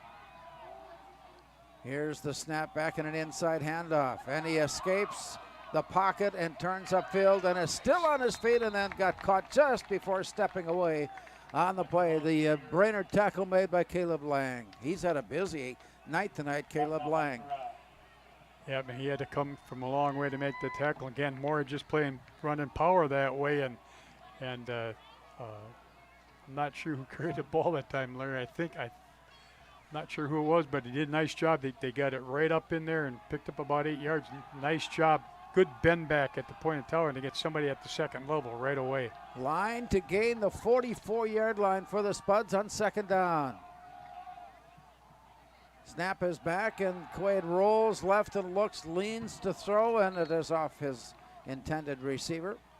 One part of his pass game is developing is his ability to throw going in the other direction. Yep, throwing it to the left. And again, that's what they did. That was designed rollout to the left that time, and tried to throw that one to Fields, and he just overthrew him a little bit. He didn't quite get they almost do like a slide step when he goes to the left, and he didn't quite get that slid, so he threw it a little high. It brings up third down, and still 2 yards needed. Moorhead making some quick adjustments and loading things up now to the far side. Handoff goes, and first down gain. Not much more than the ball came loose, and a scramble for it there. We'll wait to see just who comes up with it as they unpile the players. Moorhead in a nice little run play. Didn't need a lot of yardage. It was designed for that. And as a result, Spuds fumble the ball, but didn't get the first down either. But he didn't get the first down on the recovery. Yeah. So they spot it now at the 45-yard line. I think that initially he had the Yep. first down. Yeah, it was Carson recovered his own fumble. He got hit and it looked like he got a helmet right on the ball and popped in. He was able to spin around, pick it up, and ended up losing the first down when he did it. Here's a tough call on 4th and 1 at their opponent 45-yard line. That's what the Spuds are facing. They're hoping we got motion. That's too bad. False start Moorhead as the right side just took a quick step forward on it. Instead of 4th and 1, that'll be 4th and 6. That's too bad. They were running out of time, and so they end up having 2 people in motion with a false start. So instead of 4th and yard, they're going to have 4th and 6. And that puts the ball line of scrimmage down at midfield, right at the 50-yard line. Owen Thiel just has checked in. He has a play from Kevin Feeney. And this indicates to me that we're not looking at a punt situation, which at midfield. And let's see what kind of scheme. We might see a quick kick. Yeah, I think so. Gavin Quaid has the play call, and they reset. Now he steps back, and the snap is high, but he gets it and lifts it short but high and waits for the bounce, and it is gathered in at the 30-yard line. So what turned out to be about a 19-yard punt will give Brainerd a first down. That's too bad. That was just a bad penalty because they had looked like they had the right play called, but we won't know. And Brainerd was not going to let them go for it, so that's a case where and you'll see Moorhead do that, where they do that little quick kick on something like that. So with the lead now 7-3, Brainerd has possession at their own 29-yard line. Make it their own 30-yard line. Be easier to remember. Receivers, 3 to the far right side. Snap is a bit high. Marcello is caught from behind and dragged down. He did not quite have the speed to break away from the pocket. And just as he was getting to the edge, was brought down, and a 2-yard pickup leaves 2nd down and 8. Yeah, they actually ran speed option that time. First time you seen it, took a step back and ran speed option. The guy that went in motion was his pitchback. A nice job by the Spuds on that side that time. I think it was Tate Lynn feathered it out, and made him turn up for little gain. Jake Merseth is wide near left side. 2nd down and 8, Brainerd. Back to pass and looking. Lots of time and looking. Then got caught, wrapped up, and is brought down at the 27-yard line. Big stop by the Spuds. Took a while to develop, but the play is made. A nice job by the Spuds that time in the secondary. He went play action, then stepped back. They ran a post on one side and under on the other. Moorhead did a nice job of staying back, so he had nobody to throw to, and that finally gave him a coverage sack that time, Larry. 3rd down and 13. Brainerd from their own end of the field, looking upfield. Need a big play here on 3rd down. Hoping to draw the Spuds offside, but the play is made, and the offensive line comes up with a nice job of running their scheme offensively that gives the running back some room. He didn't have enough to pick up the first down, but it'll be 4th down now, and still about 6 yards for the first down, and it looks like Brainerd will set up and punt from this vicinity with 8 minutes to go. Yeah, nice job by Moore's linebackers staying home. They ran a draw play that time, and the linebackers did a nice job of staying home and stopping that for just a short gain. Moorhead should get the ball in good field position here in the 3rd quarter. A scoreless 3rd quarter. Snap is there. And the play to the near side, they're going to let it bounce. And it takes a Brainerd bounce, takes a Brainerd roll all the way down to the 6-yard line. Oh, my. 60-yard punt. Let's make that 60 yards. 30. It's 20. 40, 60. Big yardage gain. That's better than any offensive play they could come up with. Oh, absolutely. And really, this is going to be Moorhead's worst starting position at their out going about 6. And that was a nice high punt, and Carson couldn't get to it the way that, they angled at that time, and then great bounce afterwards for him. 7.5 minutes to go. 3rd quarter. Moorhead trailing 7-3. Drive starts at the 5-yard line. And a short pass down low. They don't know if he made the catch. Yeah, he did. and safely made the catch for a gain of about 5. And that'll spot it down near the 10-yard line. Yep, again, Michael just Halgo, Larry running that little stop route or hitch route, and the ball was under throw, and he did a nice job getting his hands underneath there to catch that. He had to come back for that quite a long way. And, but, you know, still 4 yards, they'll take it. Play clock at 14 as the Spuds break huddle. DJ Smith goes wide out far side. 2 men in the slot. Wide receiver near side for Gavin Quaid. As he steps in the pocket, he's being flushed out. Now leans back and throws into the dirt. He was being pressured, there's no doubt. He was on the verge of collapsing and being sacked, and threw it wisely away to bring up 3rd down. Yeah, and it was a nice pass rush at that time by Connor Erickson for them. He got off the tackles block, and so they didn't really ever have any time to set anything up as far as trying to get to it. And he did an important thing, you know, they call it being outside the tackle box, and he made sure when he threw it away, it went over the line of scrimmage so they didn't get a grounding on it. Wide receivers to the far side as the Spuds face a crucial 3rd down situation. Back to pass and looking. Man is open and thrown and caught at the 25-yard line. And finally brought down at the 30-yard line. A perfectly thrown pass on the money. Catch was made away from the defender. And Owen Thiel just comes up with another big reception on a 1st down. Yep, he just ran a real deep out, Larry, and the ball was underthrown just a bit. He came back, and I look right as he uses his hands, reaches out, gets the ball, tucks it away, and then tried to get extra yards. But nice throw, but nice job of coming back to the ball. Up to the 31-yard line.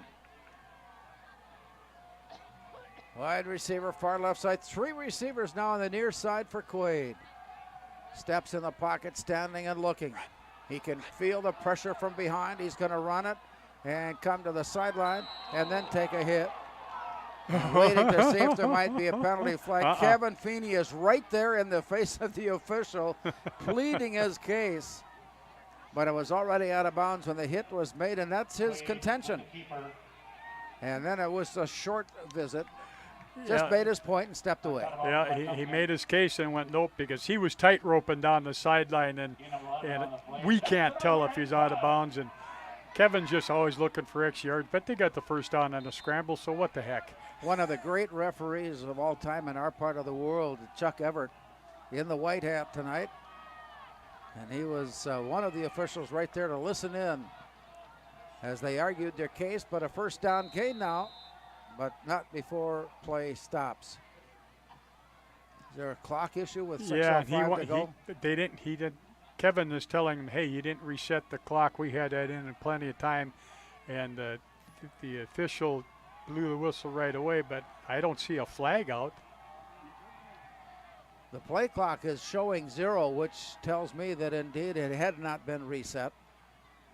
Yep. And they are going to push the clock back up and set it at 25, and they'll play from there. There you go. On 1st down, Moorhead at their own 41-yard line. This drive started at the 5. Wide receivers, 2 to the far left side, 1 on the near side. Back to pass and looking. Catch made. Michael Halgo stays in bounds and down at the 45-yard line. That's a 4-yard pickup to Halgo. So the mix of the short gains and the longer gains through the air. And just for grins and giggles, let's put it on the ground with either Carson Wendt or Ben Herlischka. Well, let's see what happens. It's Herlischka in there right now, and again, just ran that little 5-yard hitch route for a nice gain. Brainerd defense drops back as they wait. Nice hole opens up. A big, nice hole opens up.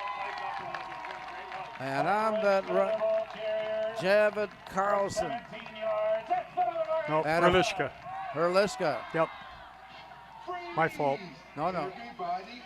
And again, just ran that little, they like running that wham play, and I like what he did. He just kind of waited away. He saw the opening, boom, got the 1st down. Ball has been spotted at the 42-yard line. Play stopped as the play was thrown, and a false start. Moorhead. We've had a few penalties here tonight between the two teams, but nothing that has been I would think game determining. Nope. It's affected game, no doubt. It always does. Well, and what's happening? Ward's trying to get lined up in a hurry, and then they put that guy in short motion, and then somebody else decides to move at the same time, and they're just messing up their timing. And so everybody's got to get set. And the old saying, they're not all on the same page on that particular play. Okay, play clock getting started. Game clock running at 5:08. No scoring yet here in the third quarter. Moorhead trails 7-3. A quick toss on a screen to the far side. Brainerd had it pretty well figured out as they were there to make the stop at the original line of scrimmage. And it'll be second down. Second and 10. Yeah, run the little bubble screen where excuse me, where DJ Smith's lined up as the outside twin, or outside of the trips, I should say, comes inside it and tries to get what he can, and their linebackers did a great job of reading that play and stuff. Unfortunately for the Spuds, they only got 5 on it, but nice job by their linebackers sniffing that out. Out of the huddle, Michael Haugo goes wide, far left side. DJ Smith wide near right. Inside handoff, nice hole opens up, and he slips and slides his way down to about the 36-yard line. That's a 5-yard pickup there. Yeah, it's Herlishka again, too. Herlishka making the run and run forward to set up third down and 6. Yeah, and what they do is run that wham play where David Carlson's actually lined up as the blocking back, comes in motion. He did a nice job of getting on the linebacker, but this backside linebacker scraped across and made that, but still they picked up about 4 yards on it. Line to gain the Brainerd 31. Line of scrimmage to 37. Here's the pass near side. He had to lean down and get it. Made the catch, looking for some room. Comes to the sideline. And then is wrapped up. And there's the penalty flag for late pursuit and play beyond field, just making the catch and the run. And somehow he seems to make something positive happen even after what appears to be done. Yep, again, ran that out route, Larry, and he does a nice job of just getting his his shoulders downfield, downhill as you would, and just was fighting for more, and then they got a little exuberant on the sideline and hit him out of bounds. Yeah, you get excited to send the play out of bounds and make the stop, and then all of a sudden you realize you're not on the field of play anymore. Yeah, and sometimes and it's too late. Yeah, and you try to instill the kids. You got in the way on the field, but that's not always easy to do. Well, I want to play the game. Yep, I want to hit him. Here's the snap back for Quaid, and the handoff is there and down at the 5-yard line. Carson was dangerously close to rumbling his way in. Ankle tackled down by Lang, who continues to put up the numbers for the Brainerd defense. And nice block again. David Carlson came inside, got the linebacker. Free safety was actually, when he came in, he tried to cut behind him, and the guy just barely got a hold of him. 7 yards on the pickup, leaving Moorhead second down and 3 as we go inside of 3 minutes. Back to pass. And he goes up. There's another penalty for pushing off. Haugo, the intended receiver, Michael Haugo, the intended receiver in the end zone. And Brainerd's defender did a little push and shove on him to create some separation. Yeah, they called it holding. And, well, you can call it whatever you want. It's a penalty. Yeah, I don't care what you call it. The flag came out. Yes. And that should be an automatic first down. Yes, first and goal. Move the chains. It's first and goal now from the 6-yard line. Yeah, and they were trying to run a fade route that time, and Michael did a nice job. He started inside, tried to go outside, and that guy just reached up and grabbed him when the ball was in the air. Now, good old smash mouth football tells you they're going to keep it on the ground and try to smoke it in from here. Let's see what they've got in mind. The snap is back, and it was stopped. They did try to ram it forward. Carson went, stopped on no gain. It'll be second and goal. I'll tell you, that time, Caleb Lingo, their defensive end on that side, Larry, just took Moorhead's offensive tackle on its side and pushed him back into the backfield, and that left a nice opening for the linebacker to come up and stop that for basically no gain. Goal to go at the 6-yard line. Second down, Moorhead. One-on-one coverage far side of the field. Here's the turn, and flags go down and false start Moorhead. So it doesn't come easy. No, making it hard on themselves. That 5-yard penalty will take it from about the 6-yard line out to the 11. Yeah. Flag on the field. They will replay second down. And that time there was a case where they hustled up to the line of scrimmage. Were trying to go on a quick count. Not everybody was down, and when they snapped the ball, and they're inside the red zone, they got to get a score here.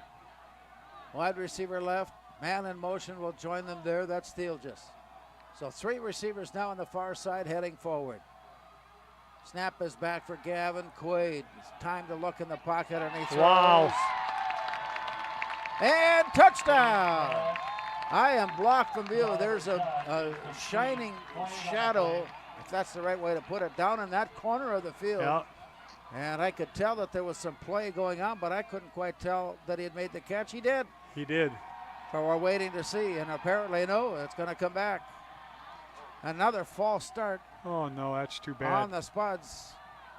The jubilation from the fans was not as exuberant on the field as I thought it would be with the score, because I think they realized.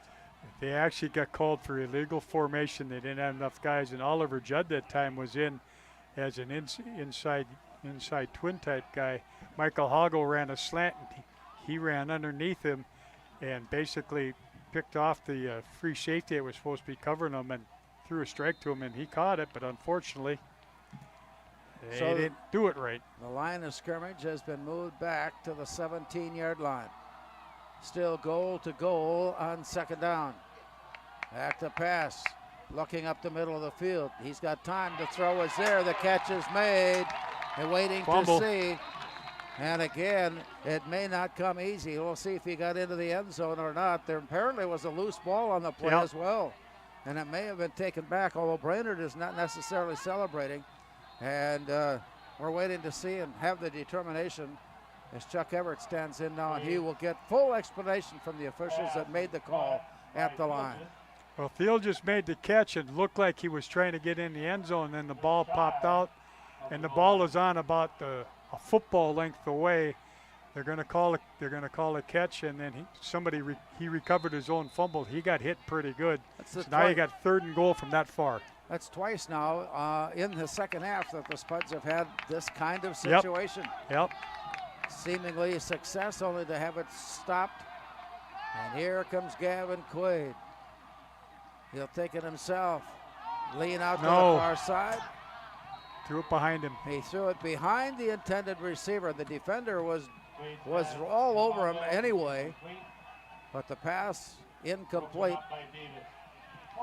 Yeah, they tried to run basically a slant route to Michael Haugo, and the ball was thrown behind him. The defender had good, so he tried to throw it, where only he could catch, but he threw it a little bit too far behind him. Brainerd training staff has been asked to come on the field. There was a Brainerd player that got shaken on that last situation. Yeah, they've got a guy down. It was the corner that was covering. And as he's being tended to, everybody, both teams have gone to their respective sidelines for a visit with coaches as they determine what's going to happen with the Brainerd player that is slowly making his way onto his feet. And I think that we would have to go with the fact that the way he is walking indicates something resembling a cramp. Yeah. And that's something that, as much as it may not be comfortable right now, at least it's Those hurt. doable. Those hurt, but at least he should be okay. Get some water in him. But now you got 4th down and a foot, Larry. 4th and goal, Moorhead. Inside the 1-yard line. Michael Haugo wide, far left. Power high. Let's see what the Spuds have in mind. They are lining everybody up for the power move in. Moorhead is waiting to see, and the sign is given, and the Spuds have scored. Straightforward push at the point of attack. And Moorhead manages to slide their way in for the score. And the Brainerd players aren't happy. They think they stopped them, but what happens, Gavin came up under center and ran a quarterback sneak, and there was no movement at all. And just at the last second, he looked like he slid off to the right side and got in the end zone. And the Brainerd fans, Brainerd players weren't happy, but you know what? More it is, they just scored. Moorhead has regained the lead at the 1:28 mark in the third quarter. A 1-yard run by Gavin Quaid, and here's the point after. And the point after is good with 1:28 now showing in the third. Don't go away, we've got more. Moorhead 10, Brainerd 7. Excuse me. Hi, this is Rob.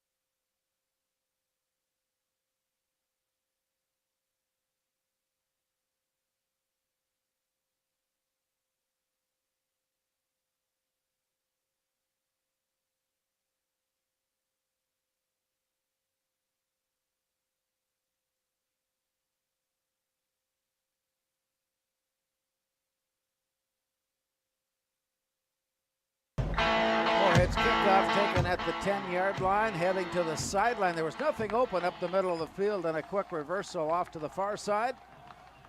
Puts the play down right in the vicinity of the 30. Let's see where they finally mark it.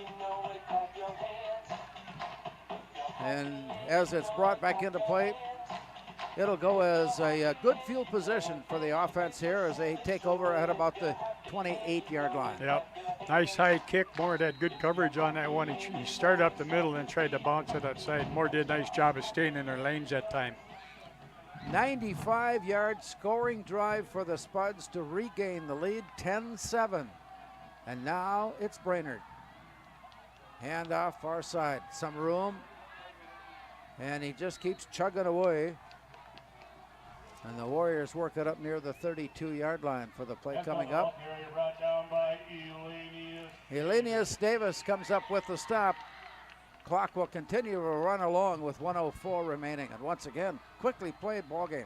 Yeah, it really is. I mean, well, each team's only second time the Brainerd's had the ball in this half. On second down and 6. Bit high on the snap. Reverse. They got a reverse coming back to the near side, and the Spuds are there to wrap it up and bring down.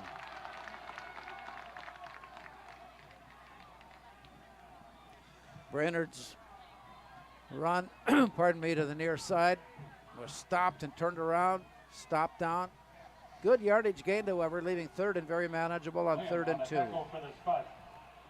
Nice job by the Spuds, though that time Larry Ron Adu was playing that end spot on that time, and he turned that back in off when they tried to run that reverse like that. It was like a half-to-half reverse and turned it in, and that really slowed the play up. It looked like it was going to be a lot bigger than that.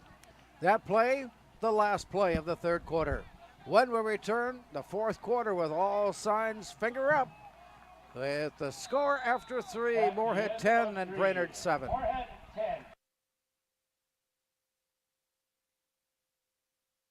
Pam is a small business owner. She is swamped. Pam knows she needs to advertise, but is overwhelmed by all the options. What if there was a way for Pam to have access to a team of media experts? What if this was at no extra cost and didn't require a contract? Meet Avenue Right. Save time, money, and get peace of mind that your advertising dollars are well spent.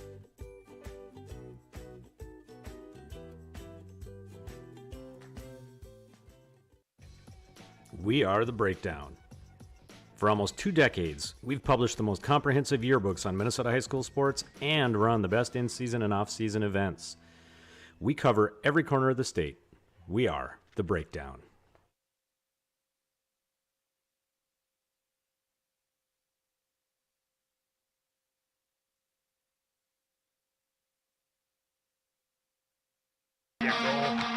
The Warriors try a little run play off the left side, and the Spud defense just simply forced it wider and wider before catching up to the play. And that brings up 4th down. Brainerd had 3rd and about a yard. Now 4th and a yard. Yeah, they tried to run a little, basically a little cross buck action, which that's the first time they've done that, and tried to run the ball up in their 3-hole, and Moorhead did a nice job of stepping up there, and the linebackers came up and cleaned up, and no gain on the play. Nice job. Now they got to hold their water and make sure they stay here now. Lining up in a punt formation, but no. Moorhead had called timeout. Spuds are taking a timeout. They've got some things to talk about on this crucial play. With play just underway in the 4th quarter. It's Moorhead 10 and Brainerd 7. Boss DXT snowplows are tough to beat. Featuring dual trip tech, flared wings, and optional D-force for improved scraping and backdragging performance. Choose from 3 different sizes in steel, stainless steel, and poly. The Boss DXT is built to restore order. Your home for Boss Snowplows is Bert's Truck Equipment on Highway 75 North in Moorhead.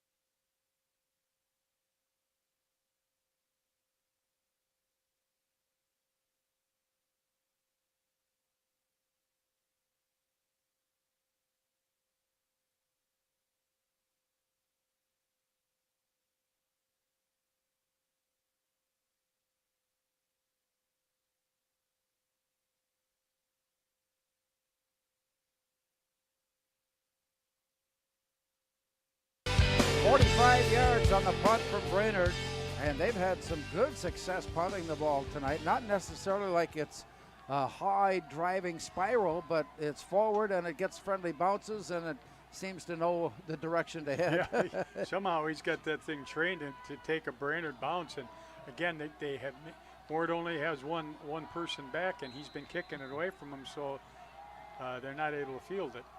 Just underway in the 4th quarter. Moorhead scoring near the end of the 3rd, taking the lead at 10-7. As play comes back to Moorhead now, the catch on the near side, shaking his way loose, Owen Thilgis. He is wrapped up and down inside the 30, just outside the 29-yard line. Just a short gain. Thilgis on the reception for 3.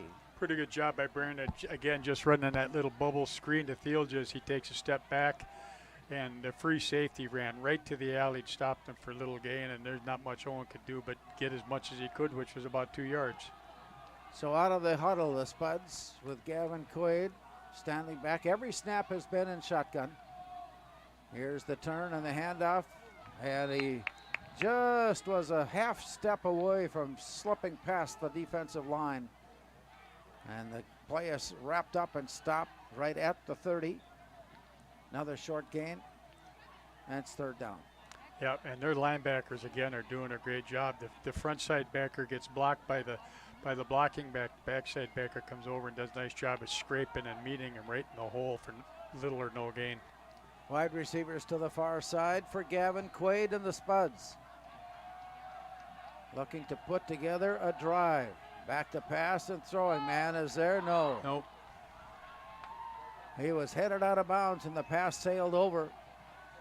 And that brings up 4th down and 3 and out for the Spuds. That's the first time I think that's the first time we've had to say that. I think it is too. Have been able to pick up at least 1 first down in a drive. Yep, and that's only the 2nd time I think that I've seen Brainerd come with a blitz. It's about 3rd and 7 that time. They brought an inside blitz and chased Gavin out of the pocket, and he just did the best he could, and basically he threw that ball away. Eli Holtz back to receive. Here's the snap and the kick. This one takes a Moorhead bounce straight up into the air, however, and here's the return. And grabbed and brought down right across midfield. Nice return. Moorhead's kick was away from the return, but Holtz tracked it down. Yep, tracked it down, took it on a bounce, and he got a nice timely block from somebody and found that lane to the outside and got down. This is going to be a sudden change for Brainerd. The first time that they've started on the positive side of the 50 tonight. They got a pretty short field here. Down by 3. All they need to do to improve the scoring is to get in position for a field goal, and that would tie it, depending on the time situation. Time 44 to go. It may come to that. Snap is back, leaning back and throwing. There's the catch, and then the Spuds defense is there making the stop. Carson. Is that Carson Webb? Yep. He is one of those players. There are just several that Moorhead has. They play both ways. Yep, play both ways, and he's always near the ball. And that time they just ran what Moorhead has been doing all night, just ran a little 5-yard hitch, and Carson, boom, made the tackle right away. So they got a nice 5-yard pickup out of it, but he didn't get any more than that. Wide receiver left, 2 receivers near right side. Getty Marcello waits. Here's the snap, and he hands off. He's got a blocker. Nice. And then the Spud defense, following the play, crawls on top of the play. It still continued on. Very strong run. But the play finally brought down to the turf at the 40-yard line. And that leaves Brainerd with 3rd and 3. Yeah, Benthill runs hard, and again, just running that little power back to the left, and Moorhead met him pretty good. He still picked up 2, but they did a better job of not letting anybody get to second level so the linebackers can come up and make the tackle. College football tomorrow night, 7 o'clock, Concordia at Presentation in Aberdeen. Just as they were lining up, we heard whistles. And Brainerd has some things to talk about. They take a timeout, so play will return with 8:28 to go here in the 4th. It's Moorhead 10, Brainerd 7.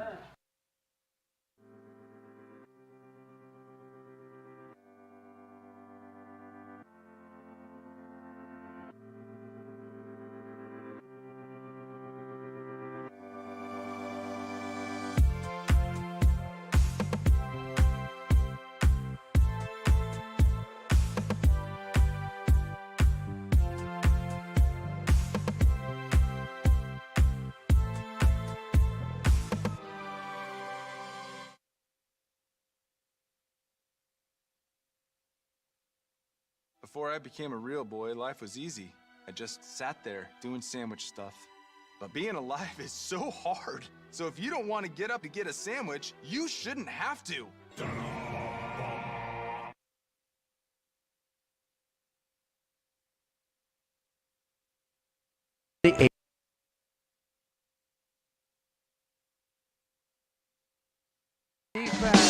Moorhead's defense heads out to the far side and runs the play along and then stops the play at the 40-yard line. That turned into a loss of about a yard, and now Brainerd is facing 4th down.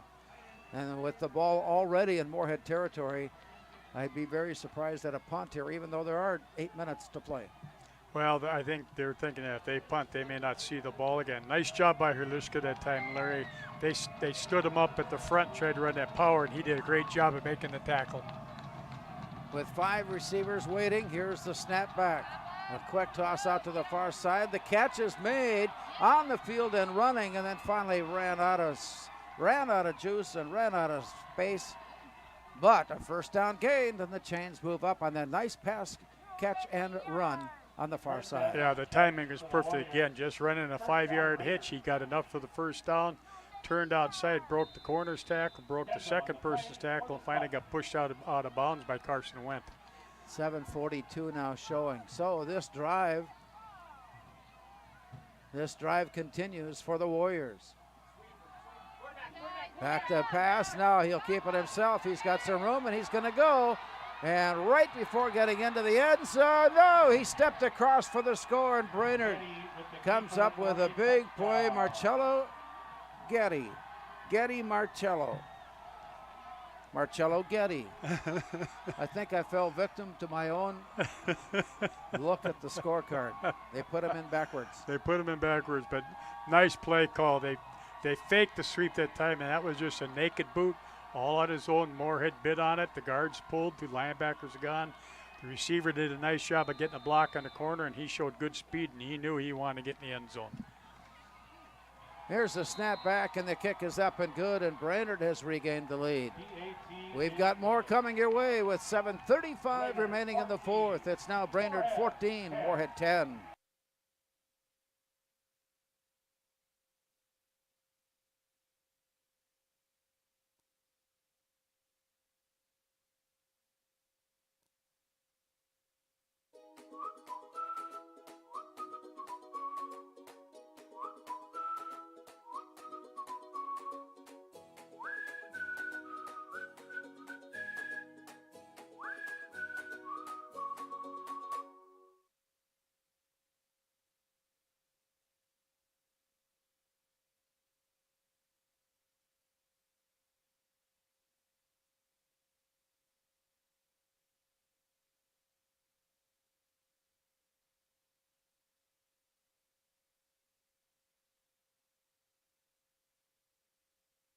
Well, the short field paid off for Brainerd as they made quick work getting the ball inside the 50-yard line, and several plays later in the end zone for the score. Here's the approach now as it's pooched up the middle of the field, gathered in at the 8. 15 and 20, dancing loose, and then down, caught from behind and wrapped up on an ankle tackle. There was no room to go on that play on the return, and it's first down for the Spuds, but now they trail. They trail by 4. It's 14-10 Brainerd. That is now the shortest kickoff return Carson Wentz had this year. And he saw a little opening outside, but there was just took a little bit too much time to develop, and they did a nice job. He kicked it high, and there were just not a lot of room there, but not bad, 30-yard line. DJ Smith is wide on the near side. Michael Haugo wide to the far side. Spuds moving right to left here in the fourth. Snap is back. They'll keep it on the ground, but not for long as Herliska tried to get across the 25. Spotted down there. Basically no gain on the play. And it'll be second down and 10. Yeah, nice job by their linebacker, Tumpkin, that time. He sniffed that pretty good. He was playing the backside backer at the time, tried to run the wham play back to Moorhead's left, and he came across and stopped him for about a foot gain. Moorhead out of the huddle. Gavin Quaid, quick toss to the far side, and the ball is dropped. And they are looking at it. The Brainerd coaching staff is saying that it was a lateral and that it could be picked up and returned, but no, it was waved down and out, and so that brings up third down. A pass behind the line of scrimmage. It was well defended anyway. Had the catch been made, it was still going to be stopped for lost yardage. So in a certain sense, it was probably better for Moorhead that the play was dropped. Yeah, probably, the way it worked brings out. Up third down. Yep. They tried to run that bubble screen to Michael that time. They defended that really well. Michael tried to take off before he had the ball. Smith to the far side, Hago on the near side. To pass and looking, stepping, throwing. He's got his man, but no, it is overthrown. He had his man open right up the middle of the field. Herliska, the intended receiver, but the pass overthrown takes him head over heels to the turf. Incomplete it goes, and it brings up fourth down. That's too bad. They had that set up pretty good. He came out of the backfield. Whoever was lined up on that side, I think it was Steele, just ran a post, and he ran the seam route behind it, and he just threw it a little too high. So that brings the clock to the 6:48 mark, and the kick is away. And it takes a backward bounce to the midfield stripe. And once again, Brainerd's going to find themselves in a pretty good situation, taking over first down at the midfield stripe. Scoring on their last drive to regain the lead. Now getting the football with a 4-point advantage. Yep, and if they can actually take their time, and they're in 4-down territory right away with the ball being on the 50. And Moorhead's punter needs to take lessons on how to get the ball go the other way after it lands, because it was a short punt, but it went backwards, unfortunately. It got shorter. Yep. Let's see what they have in mind. It would be basically run, I suspect, to keep the clock running. Ball control, the name of the game here for Brainerd. Off on the far side, and it comes back and then gets loose. First down gained, and out of bounds it goes. Brainerd has a nice scheme developing there with time. Tackled by Judd. First down, Brainerd. Linnaeus Davis would like to get that one back, Larry. They ran sweep, the guard pulled, Linnaeus went with them. And was that Bentho that had the Bentho that had the carry? Yep. And he had the opportunity to drop him in the backfield, and he just couldn't quite hang on. He kind of didn't bring his feet with him, and so he broke it off for a big first down. Wide receivers, 2 to the far left side. Brainerd going left to right. And again, it is Bentho. And he breaks loose. He breaks loose and is on his way. Finally caught down at the 5 and dragged down at the 3-yard line. This game more and more by each play becoming Brainerd's to win. Yep. And again, just not great tackling or trying to tackle high. Just running that counter where they pull back the guard, run the counter back to the left. He broke a tackle at the line of scrimmage, and then he was on his way to get on his horse and got it down to where it's going to be first and goal. 6:17 remaining. Spuds had the advantage at the end of 3:10-7. Brainerd has scored, now leading 14-10 and threatening for more. Short yardage offensive scheme. Here is the play to the end zone and waiting to see and in. He slammed and then backed his way, and Brainerd has made this a 2-score game with 5:54 to go. The last time Spuds had the football, it was 3 and out. And they gave up field position on that exchange, and it has resulted in 2 short field touchdowns for Brainerd. Yeah, can't give him a short field. That's too bad. That time, that was a little bit different, Larry. They actually went direct snap to the running back and had an unbalanced line to the left, and they just crammed it right up in there. Waiting for the snap. It's back, put in place. Kick is up and good. And so with that, a late flag. Let's check that out and see. And I suspect it'll be, well, the indication. Maybe you can help me out with that as it's given. I'm seeing what he's doing. I don't know what that means. We'll return with play here in the fourth quarter. 5:54 remaining. It's now Brainerd 21 and Moorhead 10.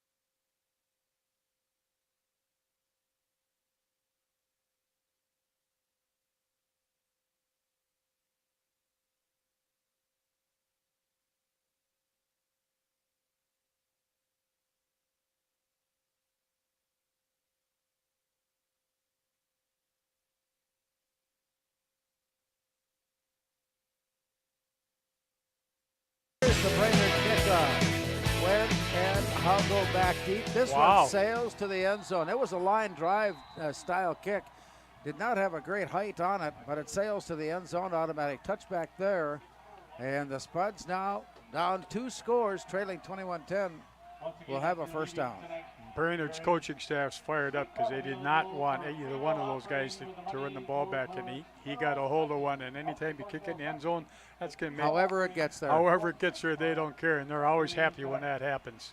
The discussion of penalty when we left just a moment ago was simply a warning for the celebration, I think, that was given for the point after try. Back to pass and looking. Moorhead goes, and the pass is dropped away.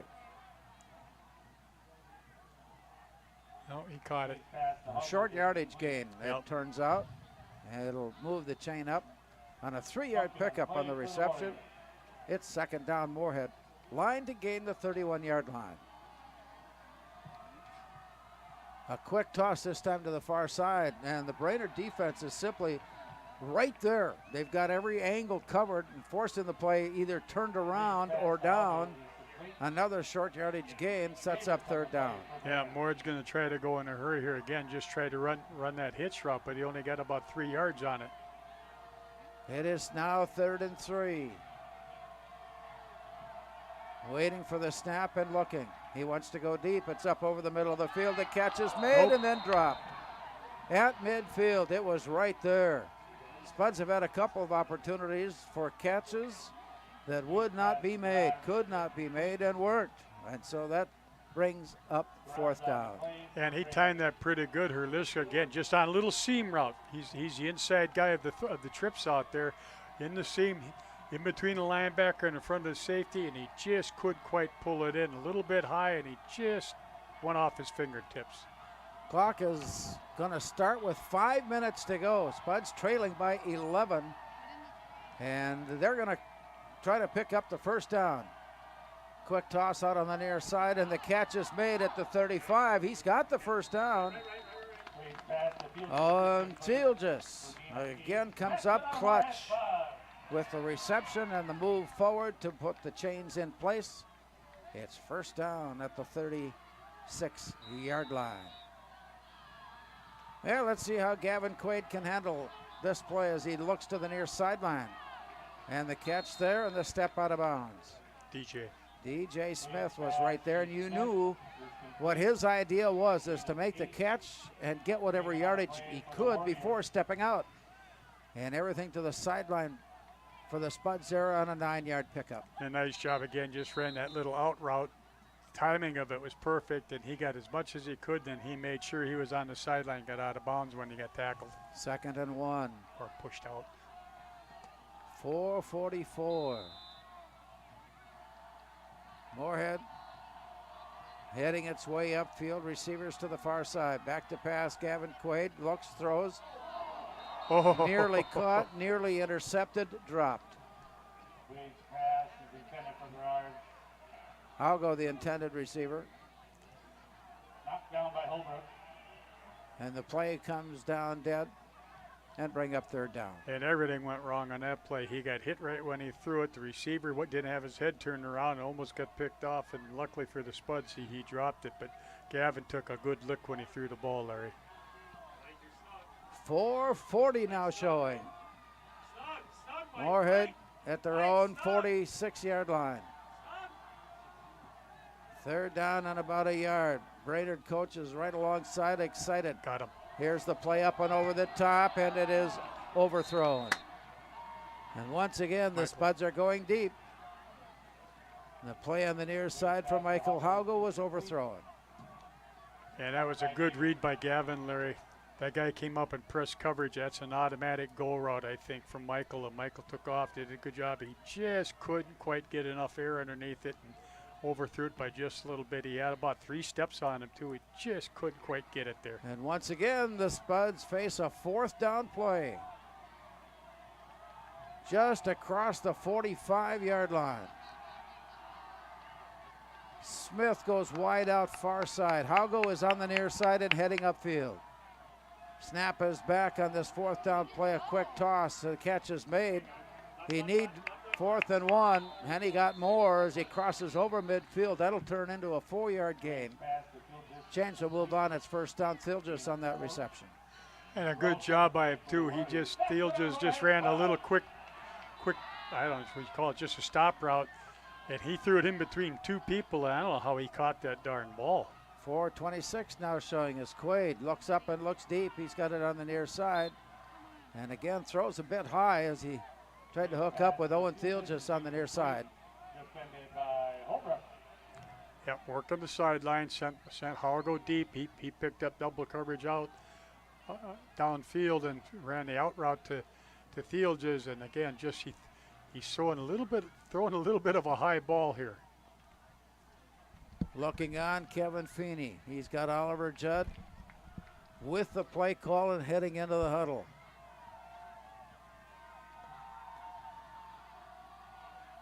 On the near side, Michael Haugo.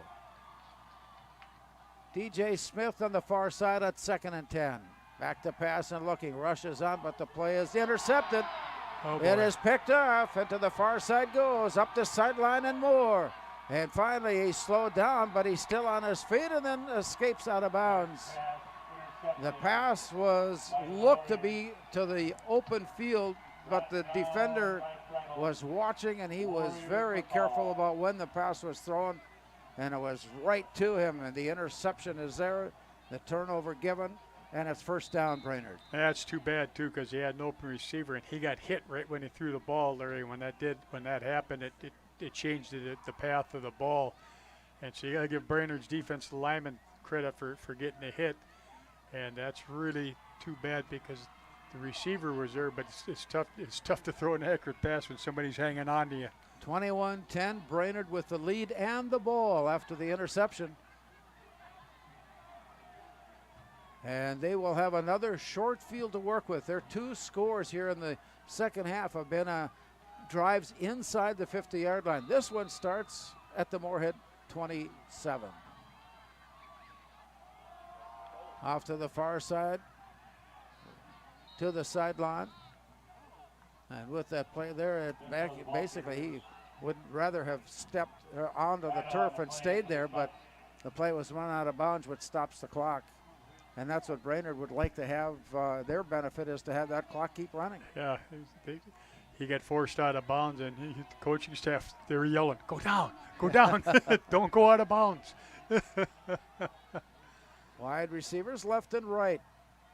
Man in motion to the near side. Here's the inside handoff. And he heads to the corner, heads to the edge, and then turns upfield. Still on his feet. Did he stay in bounds or did he step out? Clock is still running. He stayed in bounds.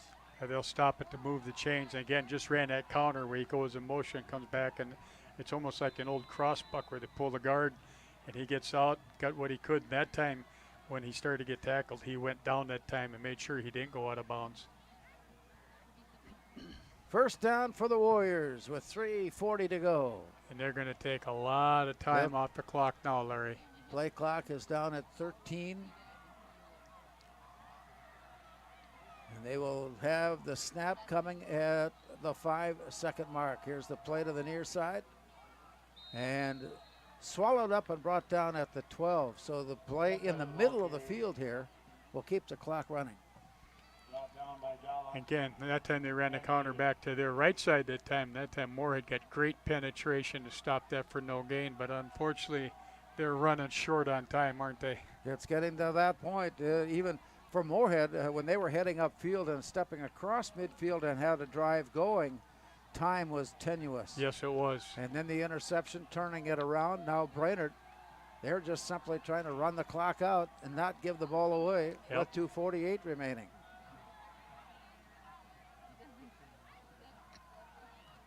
Here's the snap to the far side. He cuts inside the block and then steps away from the tackle and into the end zone for the score. And Brainerd has put up a big number here in the second half, especially here in that's the 3rd touchdown scored, all of them here in the 4th quarter. Yep, every one of them. And they've capitalized on 3 short fields, and you got to give them credit for doing that. They're hungry.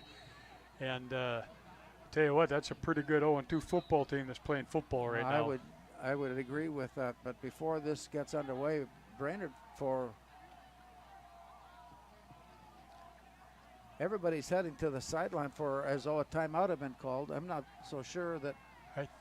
Not sure. I wasn't. No, I thought an indication was given as to an injured player, but that doesn't seem to be the case now either. But anyway, Spuds are back on the road as they will head to Bemidji 1 week from tonight to take on the Lumberjacks. And like this game with Brainerd, anything can happen. Absolutely. Yeah. Brainerd had to call a timeout. They only had 10 guys on the field.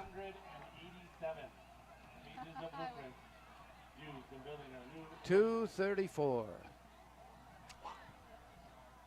Moorhead is rolling its way back on as Brainerd lines up for their point after score.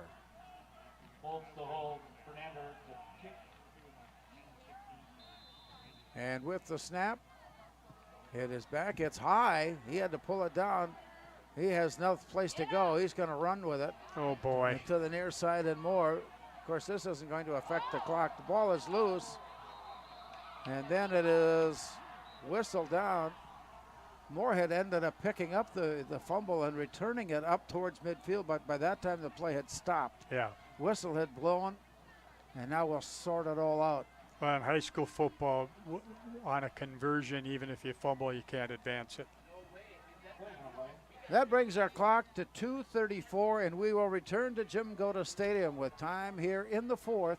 It's Brainerd 27 and Moorhead 10.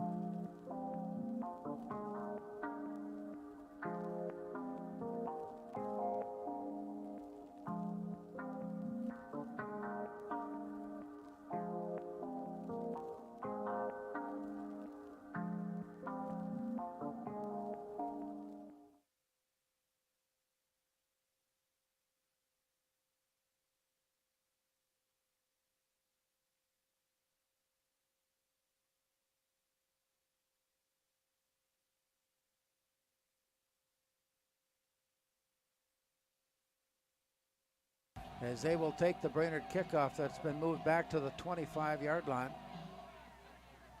And did you catch? Excessive celebration. Was that? Yep. They already warned him for it once. Oh, yeah, that's true. And so now, with the kickoff, the approach, and it's line drive, never got more than about 8 feet off the ground, and it goes over the top of the Moorhead return, retreats to pick it up, and now it's a race to the far side into the corner. And as he turns the corner to head upfield, the Brainerd defense is there to turn it down and stop the play, and it's first down Moorhead. This will come at about the 35-yard line. 2:26 to go, down 3 scores. 27-10 the count. That was a long run to gain about 20 yards that time for Carson. He took off to his right after picking that up, and he almost made the corner, but the nice job by Brainerd finally getting somebody in that alley for him. Gavin Quaid lines up shotgun formation. He's got everybody as a receiver. As he looks upfield, he stepped inside, and when he did, he ran right into the defense, and the sack is made. A lot of things that Brainerd likes going on out on the field here tonight. First, they're scoring on short fields, and in quick fashion, defense coming up with big stops. Nothing a defensive lineman likes better than to wrap up a running back and for that a time loss. or get a sack like they did just there. And again, they were trying to run that short pass game, and Brainerd's doing a nice job of sitting on that stuff. Second down and 15. To pass and looking. Thrown off kilter just a bit. It was thrown down, it was thrown behind, and it was thrown incomplete. Yep, trying to hit that seam route to Fields that time, and I think Gavin felt a little pressure that time and threw the ball a little early, so he ended up throwing it behind him. 1:44 remaining. Reminder again, Concordia in action tomorrow night from Presentation College in Aberdeen. 7 o'clock is the kickoff there as they look to stay unbeaten in their pre-conference portion of their schedule. They'll have a week off after that and then open things up with a game against Gustavus. And that will start conference play. Moorhead has taken a timeout. I'm not so sure the intent. The players are certainly not feeling good about the way things have gone here in the fourth quarter. And Kevin Feeney is holding court. They're getting pretty good pressure on Gavin right now. And I think he took all the time out and says, "Okay, fellas, let's just take a look what we're doing. We can still do this. Let's at least make it so that we can move the ball a little bit." So he called the timeout. And he said, "Let's just settle down here a little bit." 1:44 remaining. As you lead the support girls hockey league. Thank you for your support.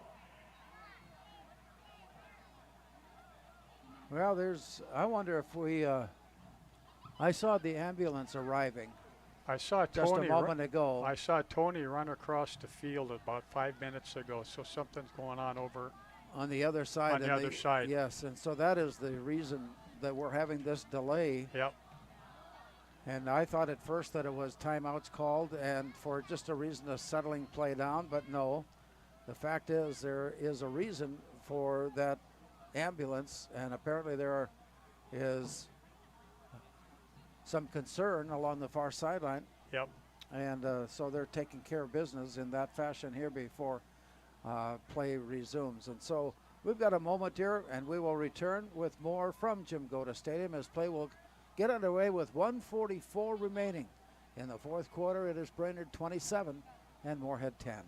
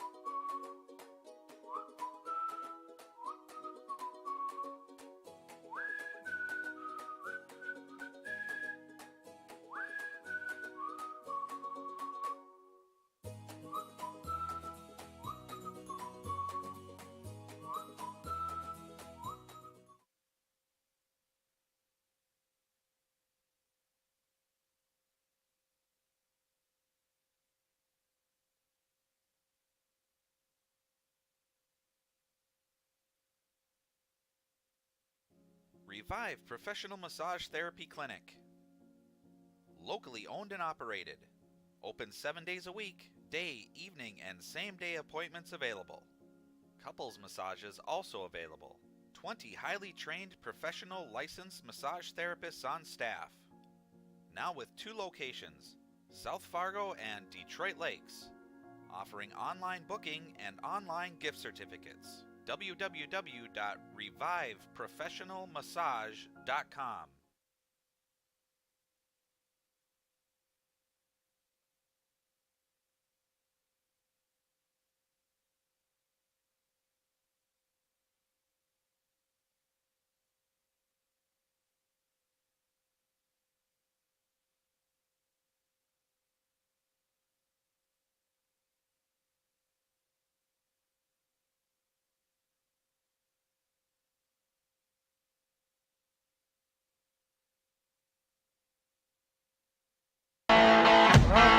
Appropriately stopped as one of the Brainerd players was put on a stretcher and taken to the ambulance that we saw just moments ago. And beyond that, of course, we have no knowledge of what was happening.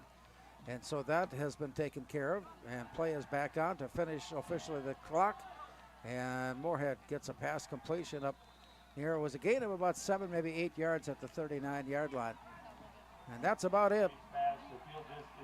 Thielgis with another big reception. He's got some gaudy numbers tonight. Yeah, he really does. And again, he caught that ball in traffic and got extra yards too.